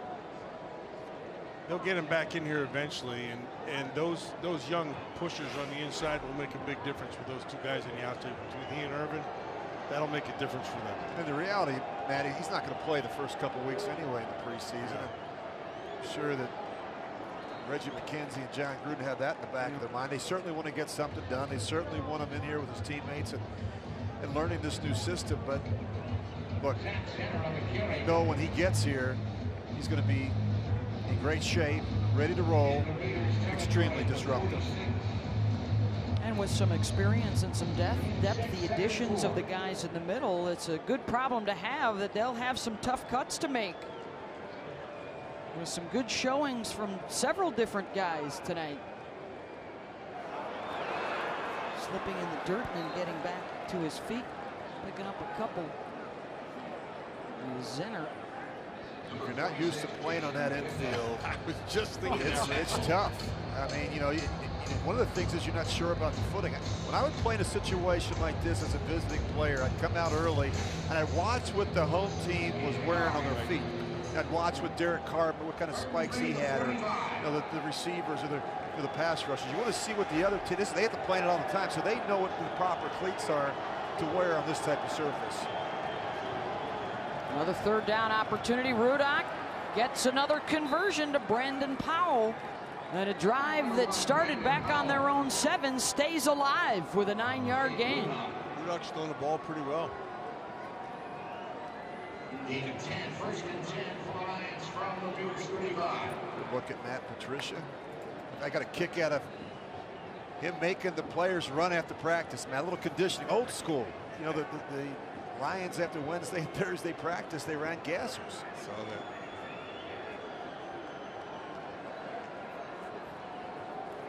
Kerryon Johnson, nice hole up the middle for Johnson, and another first down. Inside the 22, down to the 21. Wilbur with the tackle.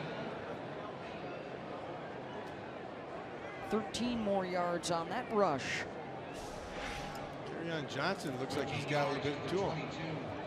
He got through that thing. Kabinda had a chance. Wasn't able to stick it.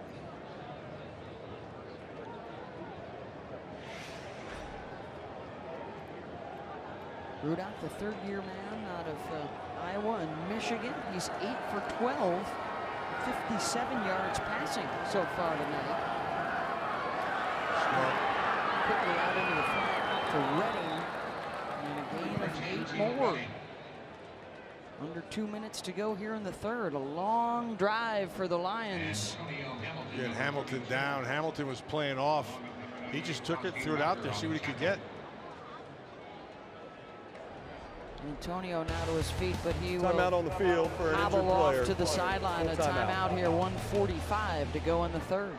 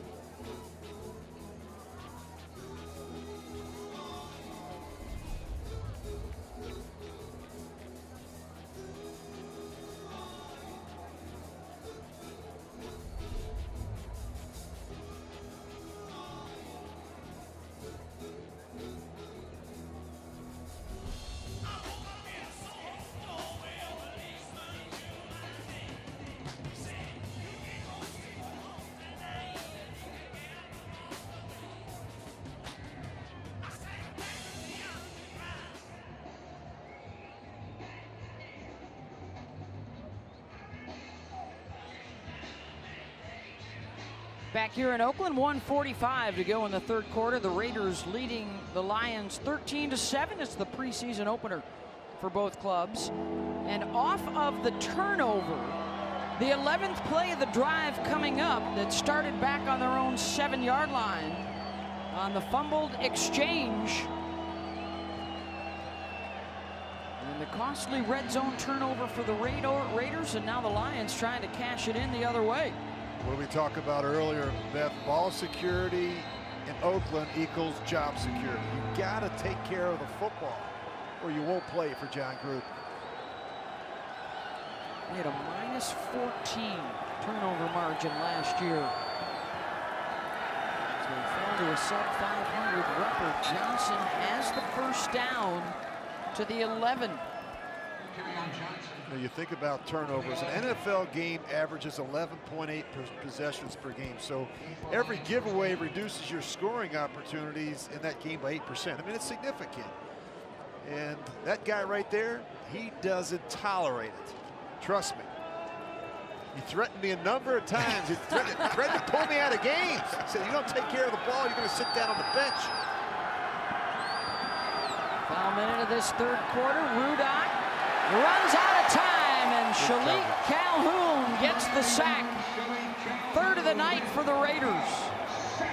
He was looking in the back of the end zone. He wanted to go in, but there was good coverage down there. Yeah, good coverage and good rush off the edge. You see Calhoun. He had one earlier that got called back. 2nd and 16 from the 17. He's one of those guys. Nick Nelson who was in, yeah, it was Nelson. Nick Nelson was in coverage. That's where he was looking, down in the back of the end zone, but good coverage all the way around.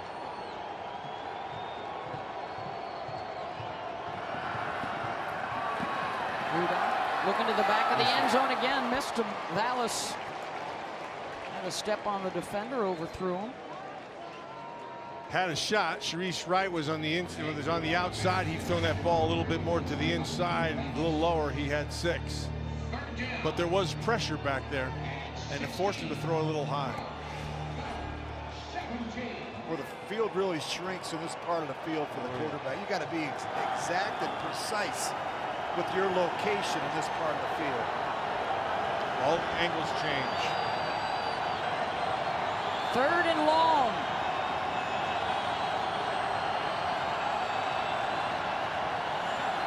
Against the 3-man rush, Rudock drops it off for Kerryon Johnson.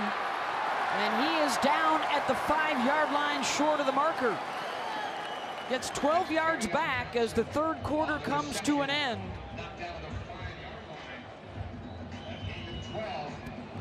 Matt Patricia will have a little more time to think about what they will do with a 4th down coming up. The Raiders leading Detroit as we head to the 4th quarter in Oakland.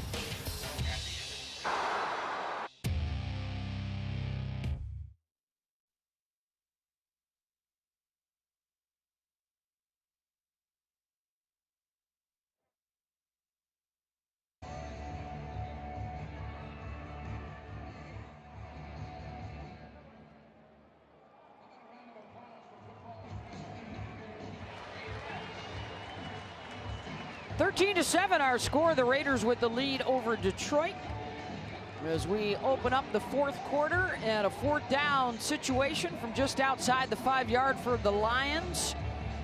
And they are lining up for the field goal here with Ryan Santoso on to kick.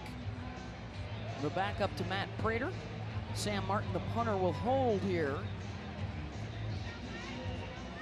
A long drive that started all the way back at their own 7-yard line, but is stalled out here.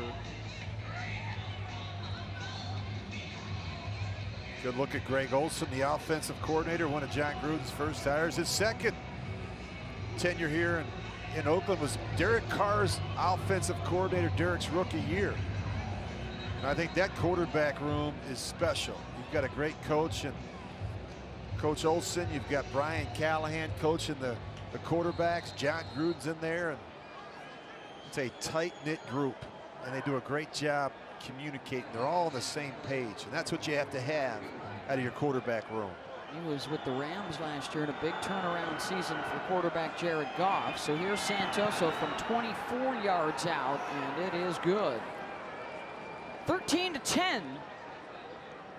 Lions get 3 points off the turnovers after the Raiders fumbled in their red zone. Just underway here in the 4th quarter, the preseason opener, Lions and Raiders.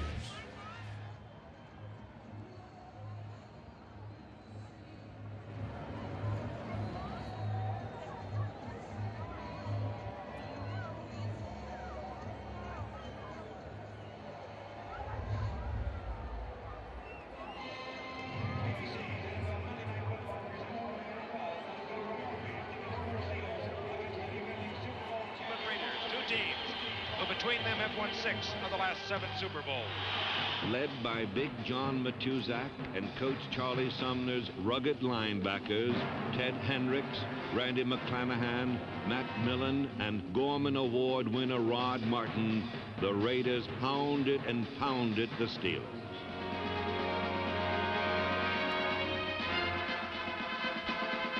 Mark Wilson led Oakland to nearly 500 yards of offense, while Cliff Branch made his 400th career reception. Wilson back, setting up, looking as the rush comes. He's going deep to Ramsey. Leach makes the catch. Touchdown, Raiders! 3 times the Raiders had rallied from behind before much defensive ice.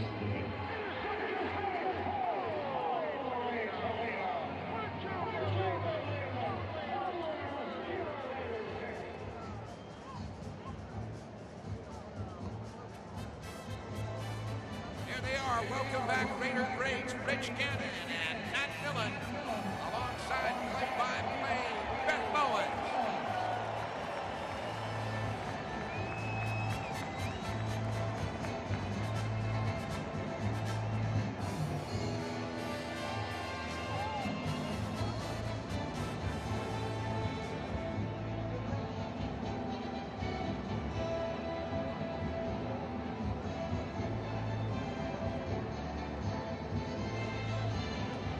Yards on 18 plays and just over 8 minutes for the Detroit Lions with the 24-yard field goal from Ryan Santoso. And it is a 3-point Raider lead. Matt, you brought up a great point earlier about the new kickoff rule, the fact that the players all have to be on the 34-yard line. And Rich Bisaccia said, what was the number? Between 7 and 12 yards. Yeah. So by the time the player catches it, the coverage units is about 7 to 12 yards behind where they would normally be. That's significant. It's a big deal. You know what it really does? It puts more emphasis on the real speed guys other than some of the beefier guys. And so far, we haven't seen that in terms of the return. That one coming out to the 25-yard line. That drive of the game, by the way, brought to you by Mazda. Feel alive, an impressive 18-play drive. Actually, Beth, I'm glad to see that. You know, there is some talk that they may eliminate kickoffs to get it out of the game of football, which I would not like to see. But that's where the violent collisions are showing up, right, Matt? And a lot of the concussions. Yeah, and I was on the competition committee, and we looked at those things earlier, and you know, this looks like it's a good way to breach the subject. No problem, I should say. First and 10, P.J. Manuel.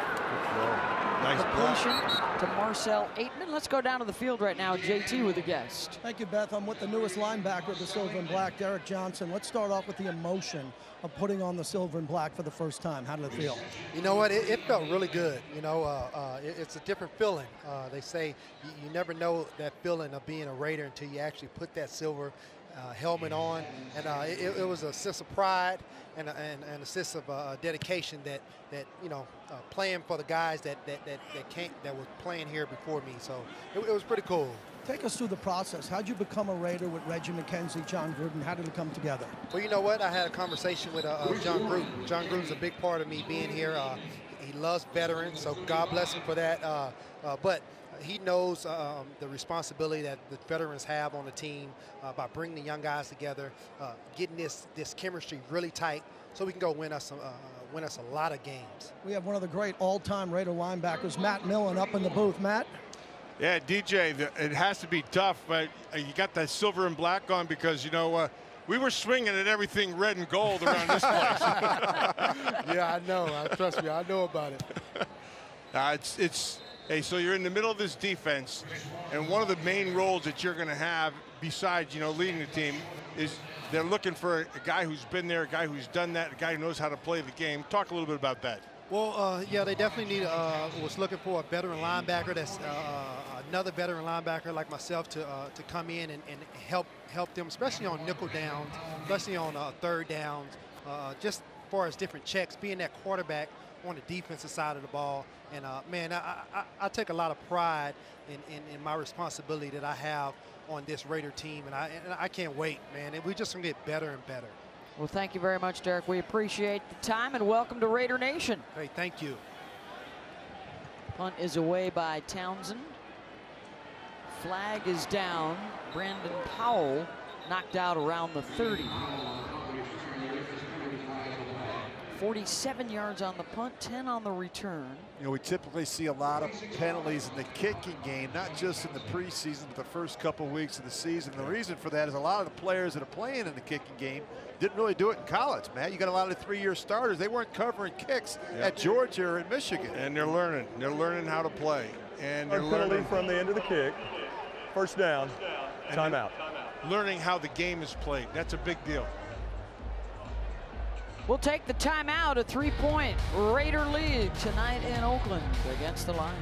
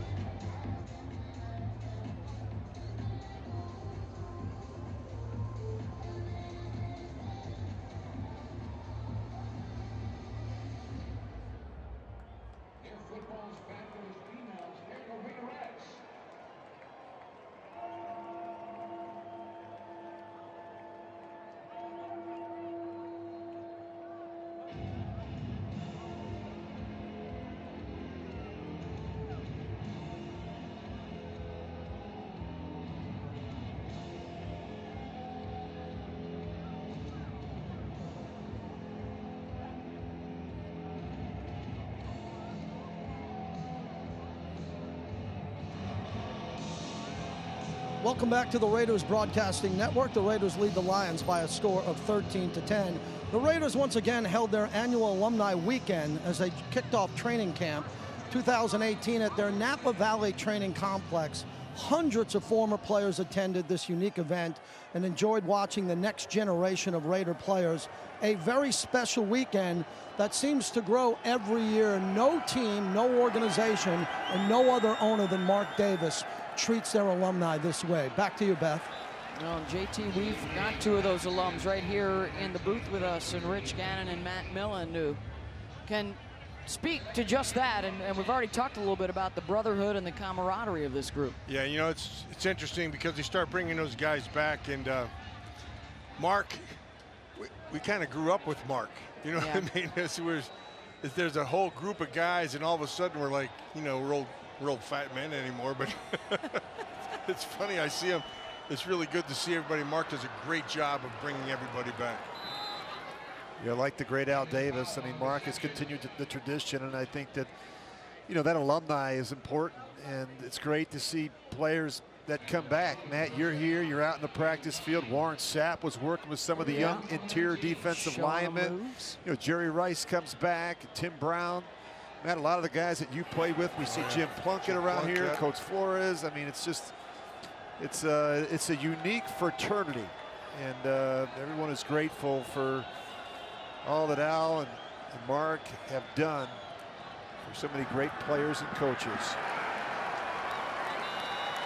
20 years after Al Davis first hired John Gruden to be the head coach of the Raiders, Mark just beaming, bursting with pride that he was able to bring John back this year after a courtship that lasted several years.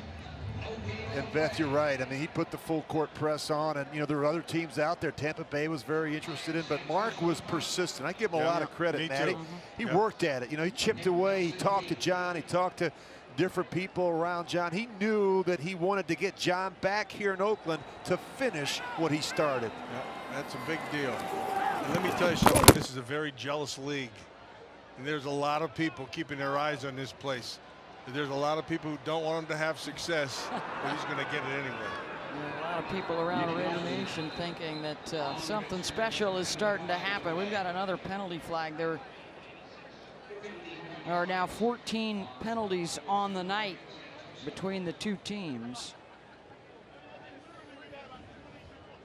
It will give us an opportunity, though, Matt Millen, to let you share with the folks at home. We've discovered who discovered leverage from our earlier discussion. Oh, yeah, it's Archimedes. Archimedes. I tell the kids this. I mean, I've been telling them about Archimedes for ages. He is the father of leverage. Low man always wins. Worked then, works now. Only a linebacker would know that. Archimedes of Syracuse, by the way, the college of Al Davis. Lake Merritt here in Oakland, California. The Raiders leading the Lions 13-10. Rookie Eddie Pinheiro, a couple of field goals. Connor Cook to Ryan Switzer on a 7-yard touchdown pass. Amir Abdul with a touchdown tonight for the Lions on the ground. And Ryan Santoso with a field goal. This is E.J. Manuel.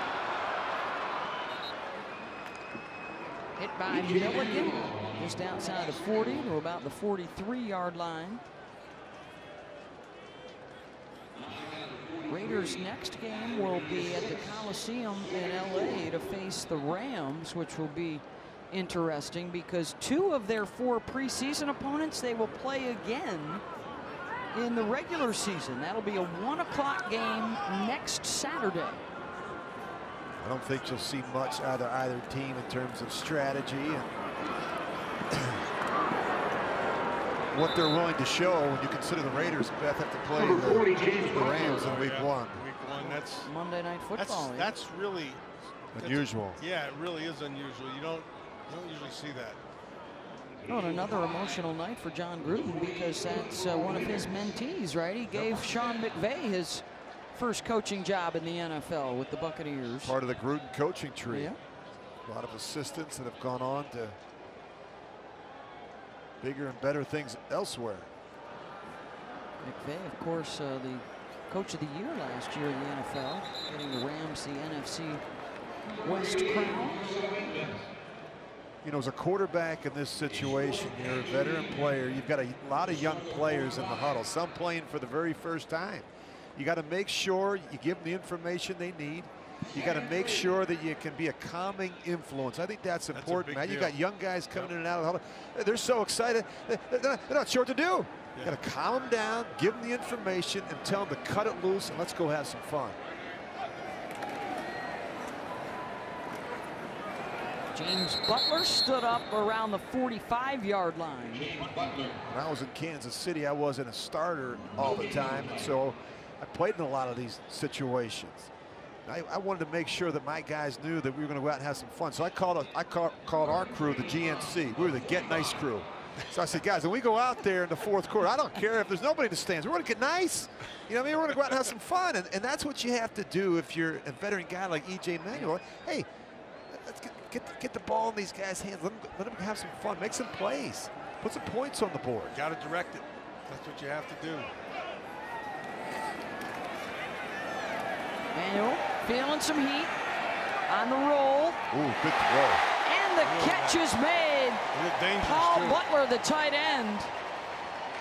That's one of those. No. Good throw. 19 yards on the strike.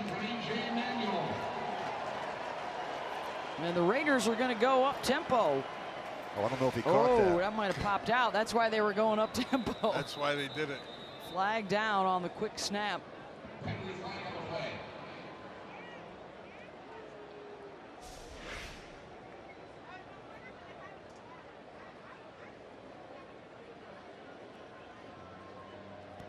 No. Nope. I think that ball hits the ground first. False start. Number 71 offense. Going from a 3-point to a 2-point to a 3-point stance. 5-yard penalty. First down. It's a good job by John Gruden and E.J. Manuel jumping the football, not giving the Lions a chance to throw that challenge flag. Now you see they threw it, but it's too late.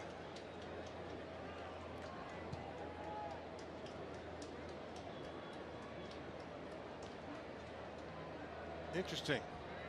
So they throw the flag. The previous play doesn't count. So can you get the? They went through it though. I think once the snap of the ball, you can't challenge. Detroit is challenging the ruling on the play of a catch. Timeout. How? It was a dead ball foul. I don't know if they're saying he got the flag out ahead of time. I don't know. I'd like to get an explanation for that. That was unusual.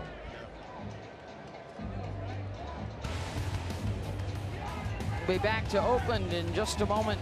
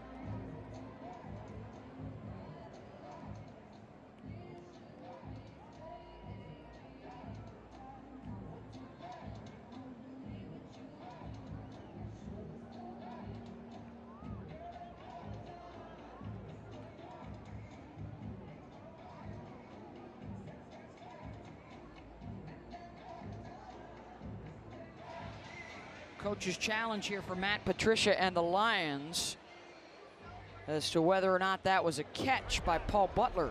After reviewing the play, the ruling on the field has been changed to incomplete pass. It'll be 4th down and 3 from the 45-yard line. Clock operator. That's a first for Please me, set the game clock to 8:34. Yeah, it was a dead ball foul, and so that allowed Patricia to throw that flag after the snap of the football.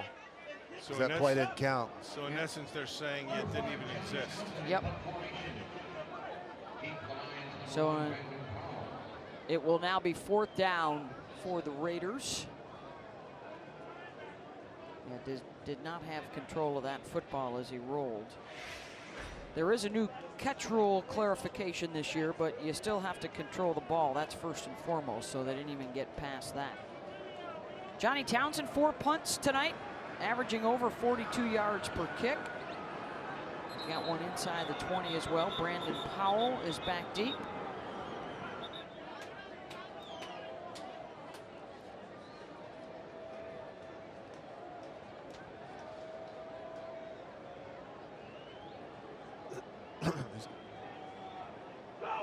This is the 4th or 5th different get-together for the officials here tonight. They seem to be having an issue as to where the ball should be spotted.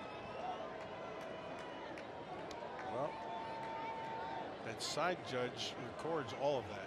It's all written down, so he should be fine with that. All right, looks like they're ready to go now. They don't move the ball at all.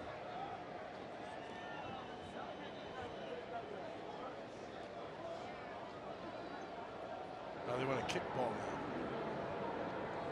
These guys aren't in any hurry now, are they? They don't have a plane to catch. No, I can tell, Matt.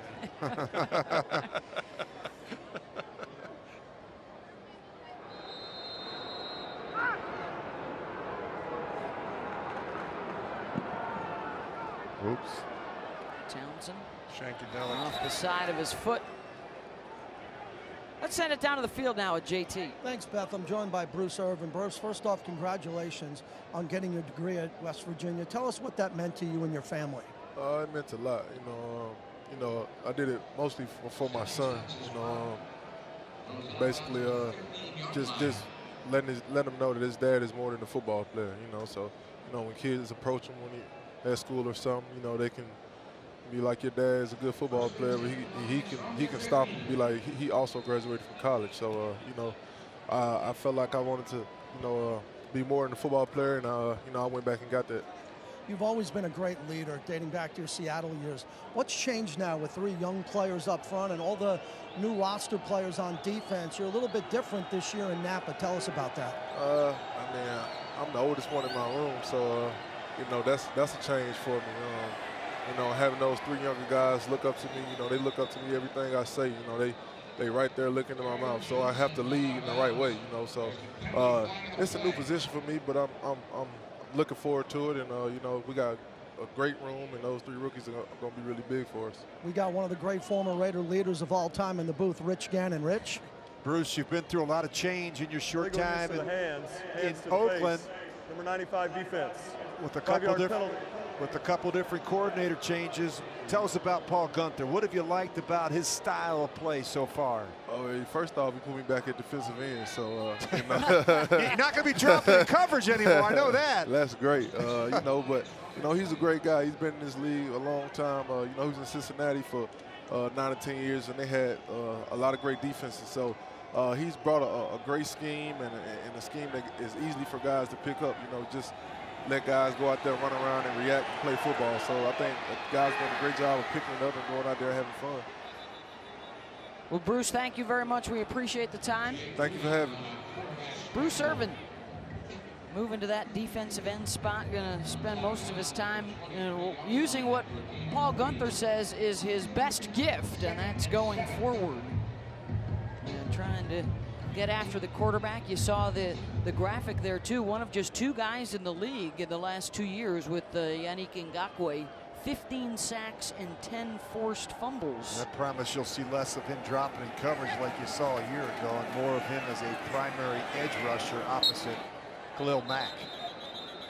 Which is smart. I mean, there was nothing. Just going back in time a little bit, I remember when they used to drop Lawrence Taylor, and you'd go, great. Quarterbacks would love it. Fantastic. Holding. Drop them all you like. 10-yard penalty. Replay second down. I think your job as a coach is to put your players in the best position for them to succeed. And you look at Bruce Irvin, not like he's not athletic enough to drop in coverage, Matt, but he's best coming screaming off the edge. Two toughest positions to find are cover guys and rush guys, and they get paid as well, and they should. Yeah, the Raiders were 24th in the league last year in sacks. Mack had double digits, but there wasn't much help from the rest beyond Bruce Irvin. So it's a good hustle play by Trayvon Hester. He's able to sniff that thing out and then get it out there. See Hamilton down with that ankle again. This is the second time he's been hurt tonight.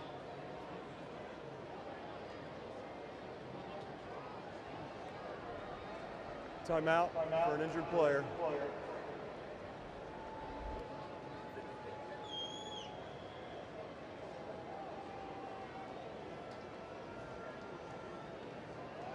You heard JT mention Bruce. He's actually one of a handful of guys that picked up their college degrees in the offseason. Bruce going back to West Virginia.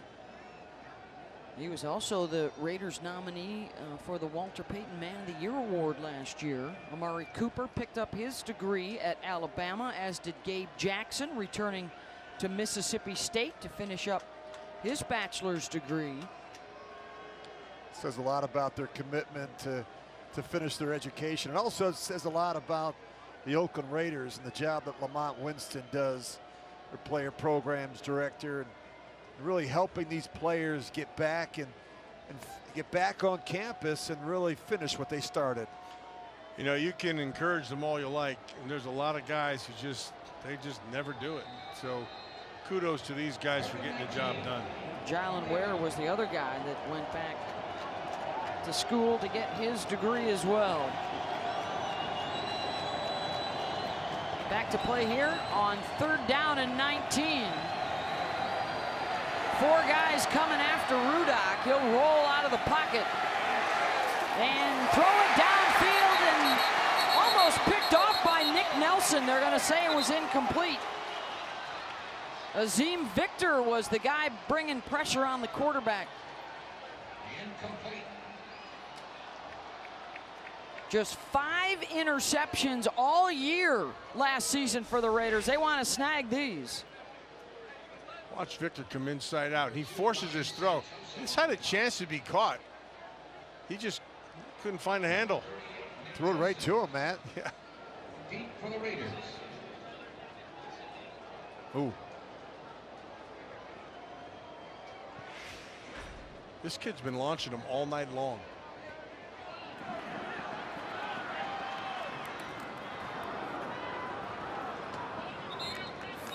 Another 50-yard boot, 6 yards on the return for Nick Nelson. And E.J. Manuel on the offense will head back out there. 6:17 to play. Raiders scoring coming in the first half.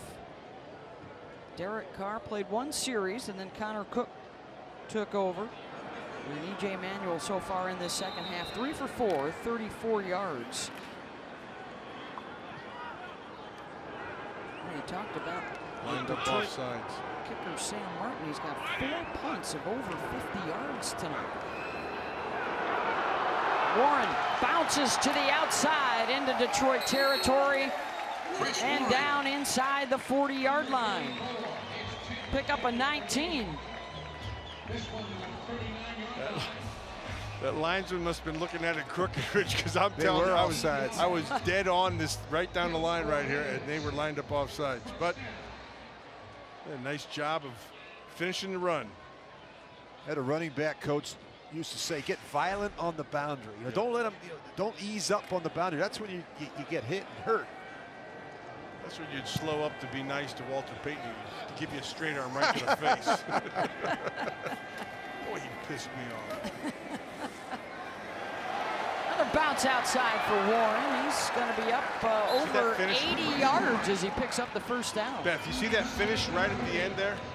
That was really, he lowered his pad level and he picked up that first down right at the end of the run. Really well done. This kid's an NFL running back. I mean, he's got some quickness too, Matt, to get to the edge of a defense. Oh yeah, watch this right here, right there. That's nice work. He's one of those backs that always seems to be falling forward at the end of runs. Yep. His dad was the exact same way. Well, the question then becomes for the Raiders in a few weeks' time, how many running backs are you going to keep on the roster? Warren with a good showing tonight. We've seen some nice things out of Jalen Richard, even as a receiver tonight. Of course, Marshawn Lynch, Doug Martin in limited duty, and then Keith Smith as the fullback. There's the elder Warren. He's a good player now. Really good player. I remember him in Seattle as well. Yep. Yeah. He's a big man. That's where he did most of his damage. Did a number of Pro Bowls, and the apple doesn't fall far from the tree. How about it, man? It's good to see.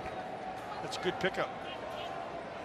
11 carries tonight for Chris. None of those have resulted in negative yardage. He's wide open. Isaac Whitney. First down, Raiders down around the 12-yard line. That's the benefit of having a good run game. They'll jump that on the inside. It opens up on the outside. This is a play that they've been running all night long. It's just different eyeballs looking at it. It's another way to get on the edge and get on the perimeter.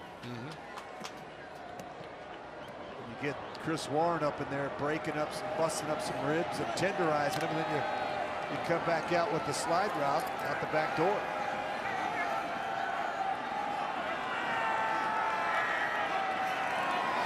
On 1st and 10, it's Warren to the short side of the field, and a flag here looks like it's going to send the Raiders back. Yet again. Penalties and turnovers in the red zone have been a problem. Just got to behave yourself in this part of the field. Holding, number 44 offense. 10-yard penalty, replay first down. You're check.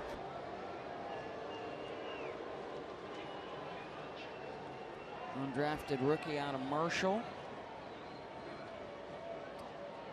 Well, they've given John enough material to get on him about this week. Too many holding penalties. 6 of them tonight. That's got to get cleaned up, and it will. 1st and 20. Raiders are back outside the 20-yard line. Warren on the ground, may have gotten a yard. Wrapped up immediately there by Jonathan Freeney, the free agent pickup from the Saints. Timeout. Detroit, they're first. 30 seconds. Lions will take a 30-second timeout here. 3:07 to go. It's the return of John Gruden, but it is the debut of Matt Patricia as the new head coach of the Lions, one of 7 new coaches around the NFL this year. This was a team that just missed out on the playoffs at 9-7. And he's standing right there with the guy who gave him his first coaching job, Paul Pasqualoni, when he was the head coach at Syracuse. And he hired Patricia for his staff. Of course, they will have Matthew Stafford returning for his 10th season now in Detroit. He can throw the ball, that guy. 3 trips to the playoffs, but they're looking for their first playoff win in a long, long time. Incomplete on 2nd and 21. Marcus Baugh was the guy that dropped. That's scary for a quarterback. You know, E.J. Manuel already started his arm, and then Marcus Baugh falls down and could have easily been intercepted. Fun, he never fell down at Ohio State. Now is the fine time to start. Well, they played on AstroTurf there at Ohio State, didn't they, Matt? Yeah, the footing was a little bit better. A little bit different. BJ so far 4 for 6, 46 yards.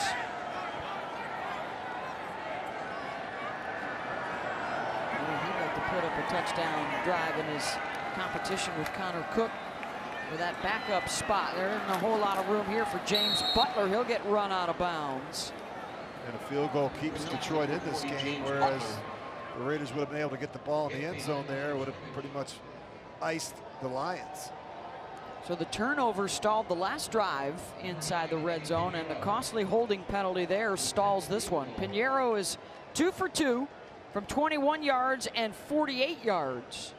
And the rookie will have another go here, again off the dirt. And a 45-yard attempt out of the hold of Johnny Townsend. Down the middle. It is good. Andrew DePaula, the long snapper in that group. So Pinheiro's debut here in the preseason. He's 3 for 3, but it's still within reach for the Lions. 2:17 to go. Let's go down to the field now, JT. Thank you, Beth. Raider Nation, shop the latest official gear of the Silver and Black at any of our 13 Raider Image locations for the largest selection of your favorite player jerseys, apparel, headwear, and more. The Raider Image has you covered. Visit RaiderImage.com for store locations or to shop online. Beth, I'm thinking of purchasing a few custom jerseys, that throwback Gannon number 12 and the Millen 55 for my 2 sons in high school. Oh, is that off the sale rack, JT? Actually, mine would be off the discontinued rack. Oh. 8 plays, 41 yards, and 4 minutes on the Raiders drive. The 45-yard field goal from Eddie Pinheiro. You know, it's like riding a bike. If you're John Gruden, calling plays again. You know, and it's a Ken Stabler jersey. Just don't show the back. Oh, that's a mistake. Not good. Kicked out of bounds. This is going to set up the Lions with some good field position. Kickoff out of bounds by the kicking team. Ball be placed at the 40-yard line. First down. And look at Rich Bisaccia, not happy about that. Yeah, he's not going to be. That's where you don't want them. Especially not the start of a 2-minute drive. Plenty of time for Detroit. 2:17, 2 timeouts, and the 2-minute warning. And they are set up at their own 40-yard line. They're going back to Matt Castle here.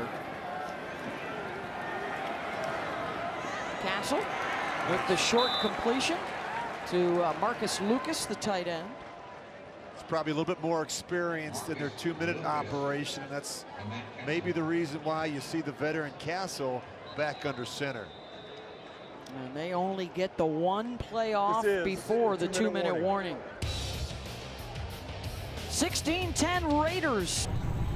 The play of the game is brought to you by Xfinity. And for the Raiders, Connor Cook to the back of the end zone, 7 yards to Ryan Switzer with a touchdown in the first half for Oakland. Good effort there by Switzer, keeping that play alive. We talk about the scramble drill coming to life in the back of the end zone.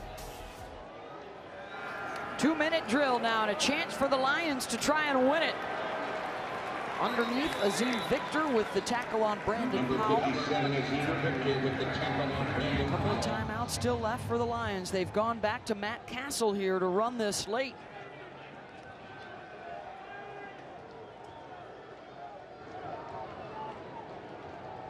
Over 100 games experience in the league, and it was almost picked off by Nick Nelson. Thought it was a pick, but there's a flag back there too.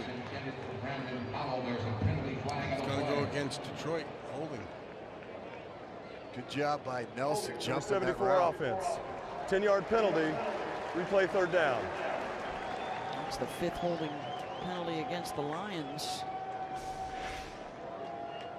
It's Nelson. He almost runs the route for the receiver. Good anticipation.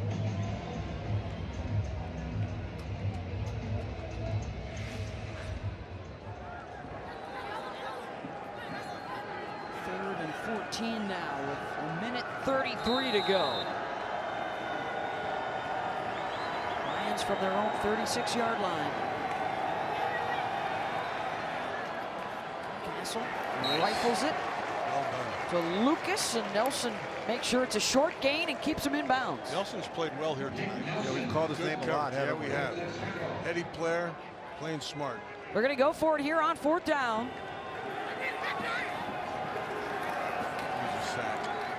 Quick on the release and the first down across midfield to Lucas and into Oakland territory. Brought pressure the opposite way. Good by Castle. 14-yard pickup from the 47. Castle looking deep down the sideline.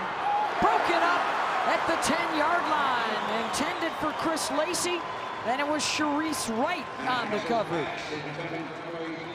Stayed right in his hip where he had to. Was able to give himself a chance to make a play on the ball. He turns back and finds the ball, Matt. So many of these guys don't do that. They panic. That's where a lot of the PI pass interference penalty shows up. Good job by the veteran corner getting his head around and locating the football. Now in his 8th year out of USC, a free agent arrival from Buffalo. 2nd and 10.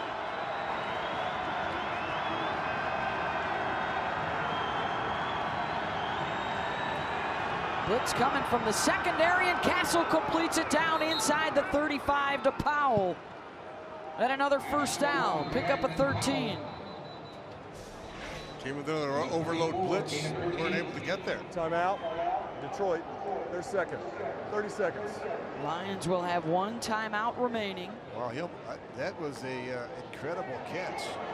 Watch this. He doesn't catch it cleanly. It goes all the way down his legs, and he keeps that hand underneath it. I don't think it ever hits the ground. That's pretty good concentration. That's a great job by Powell. That's impressive. Brandon Powell able to hang on to it to set up the 1st and 10. Rich. Maybe it did right there. Think it touched the ground? That view, I'm looking up at the big board. Watch this.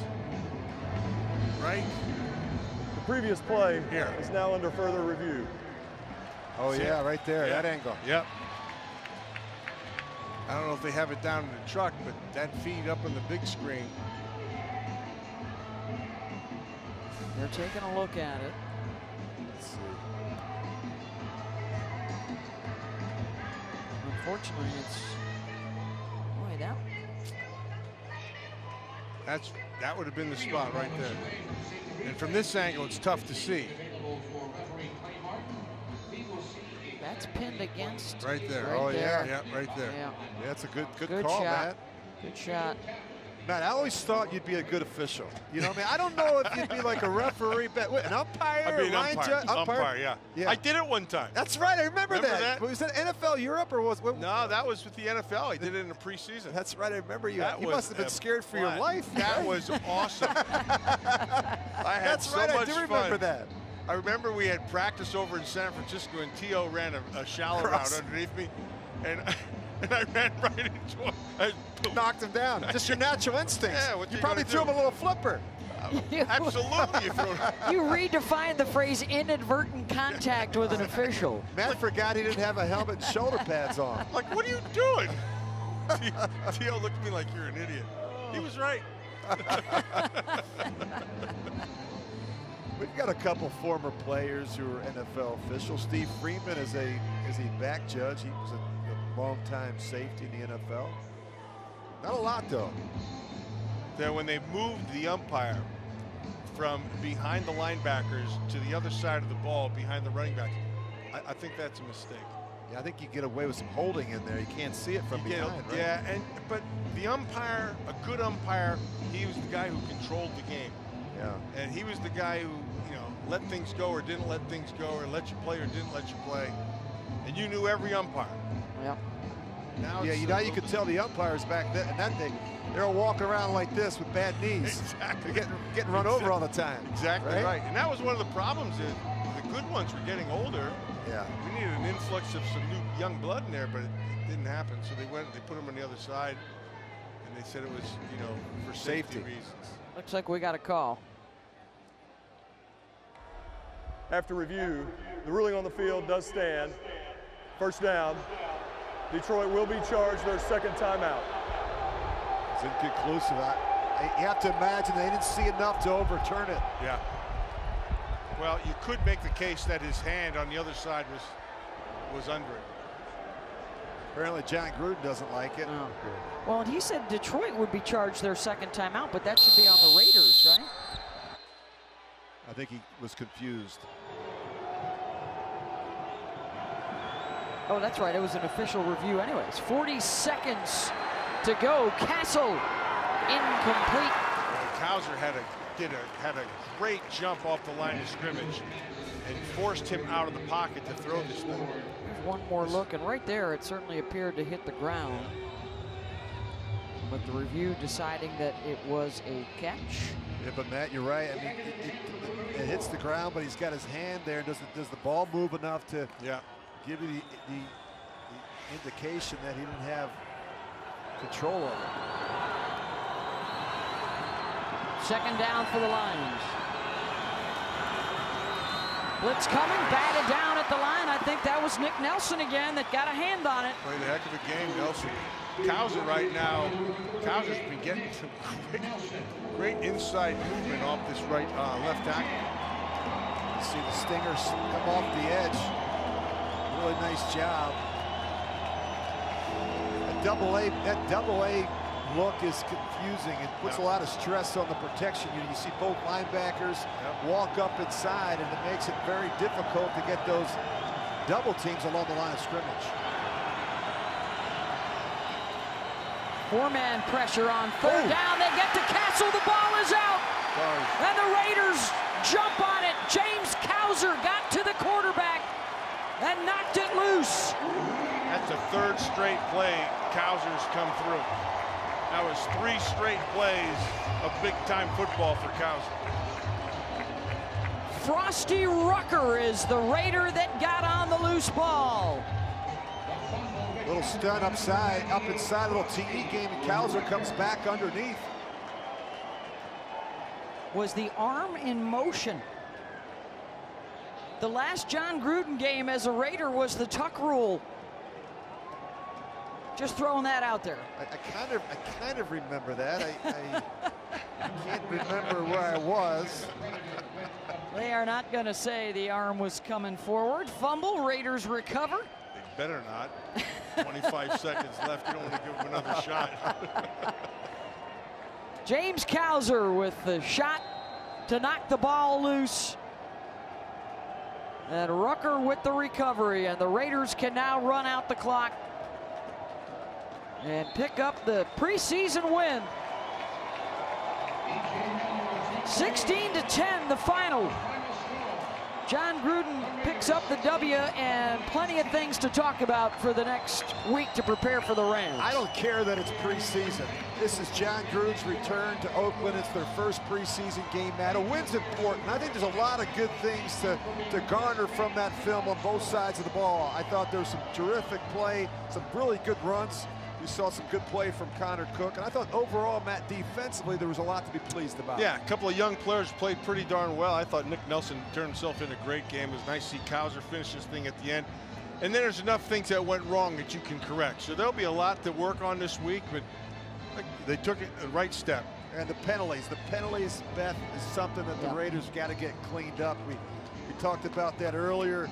The fact that this team has historically been up around the tops in the league in that department. That's something they've got to get corrected. Otherwise, I thought it was a really good effort. Great energy and good stuff from this Raiders squad. A smile from John Gruden, and hopefully some of the Raiders that are still on the sideline will be able to be with us for the Rams next Saturday down in LA. JT will have you when we come back.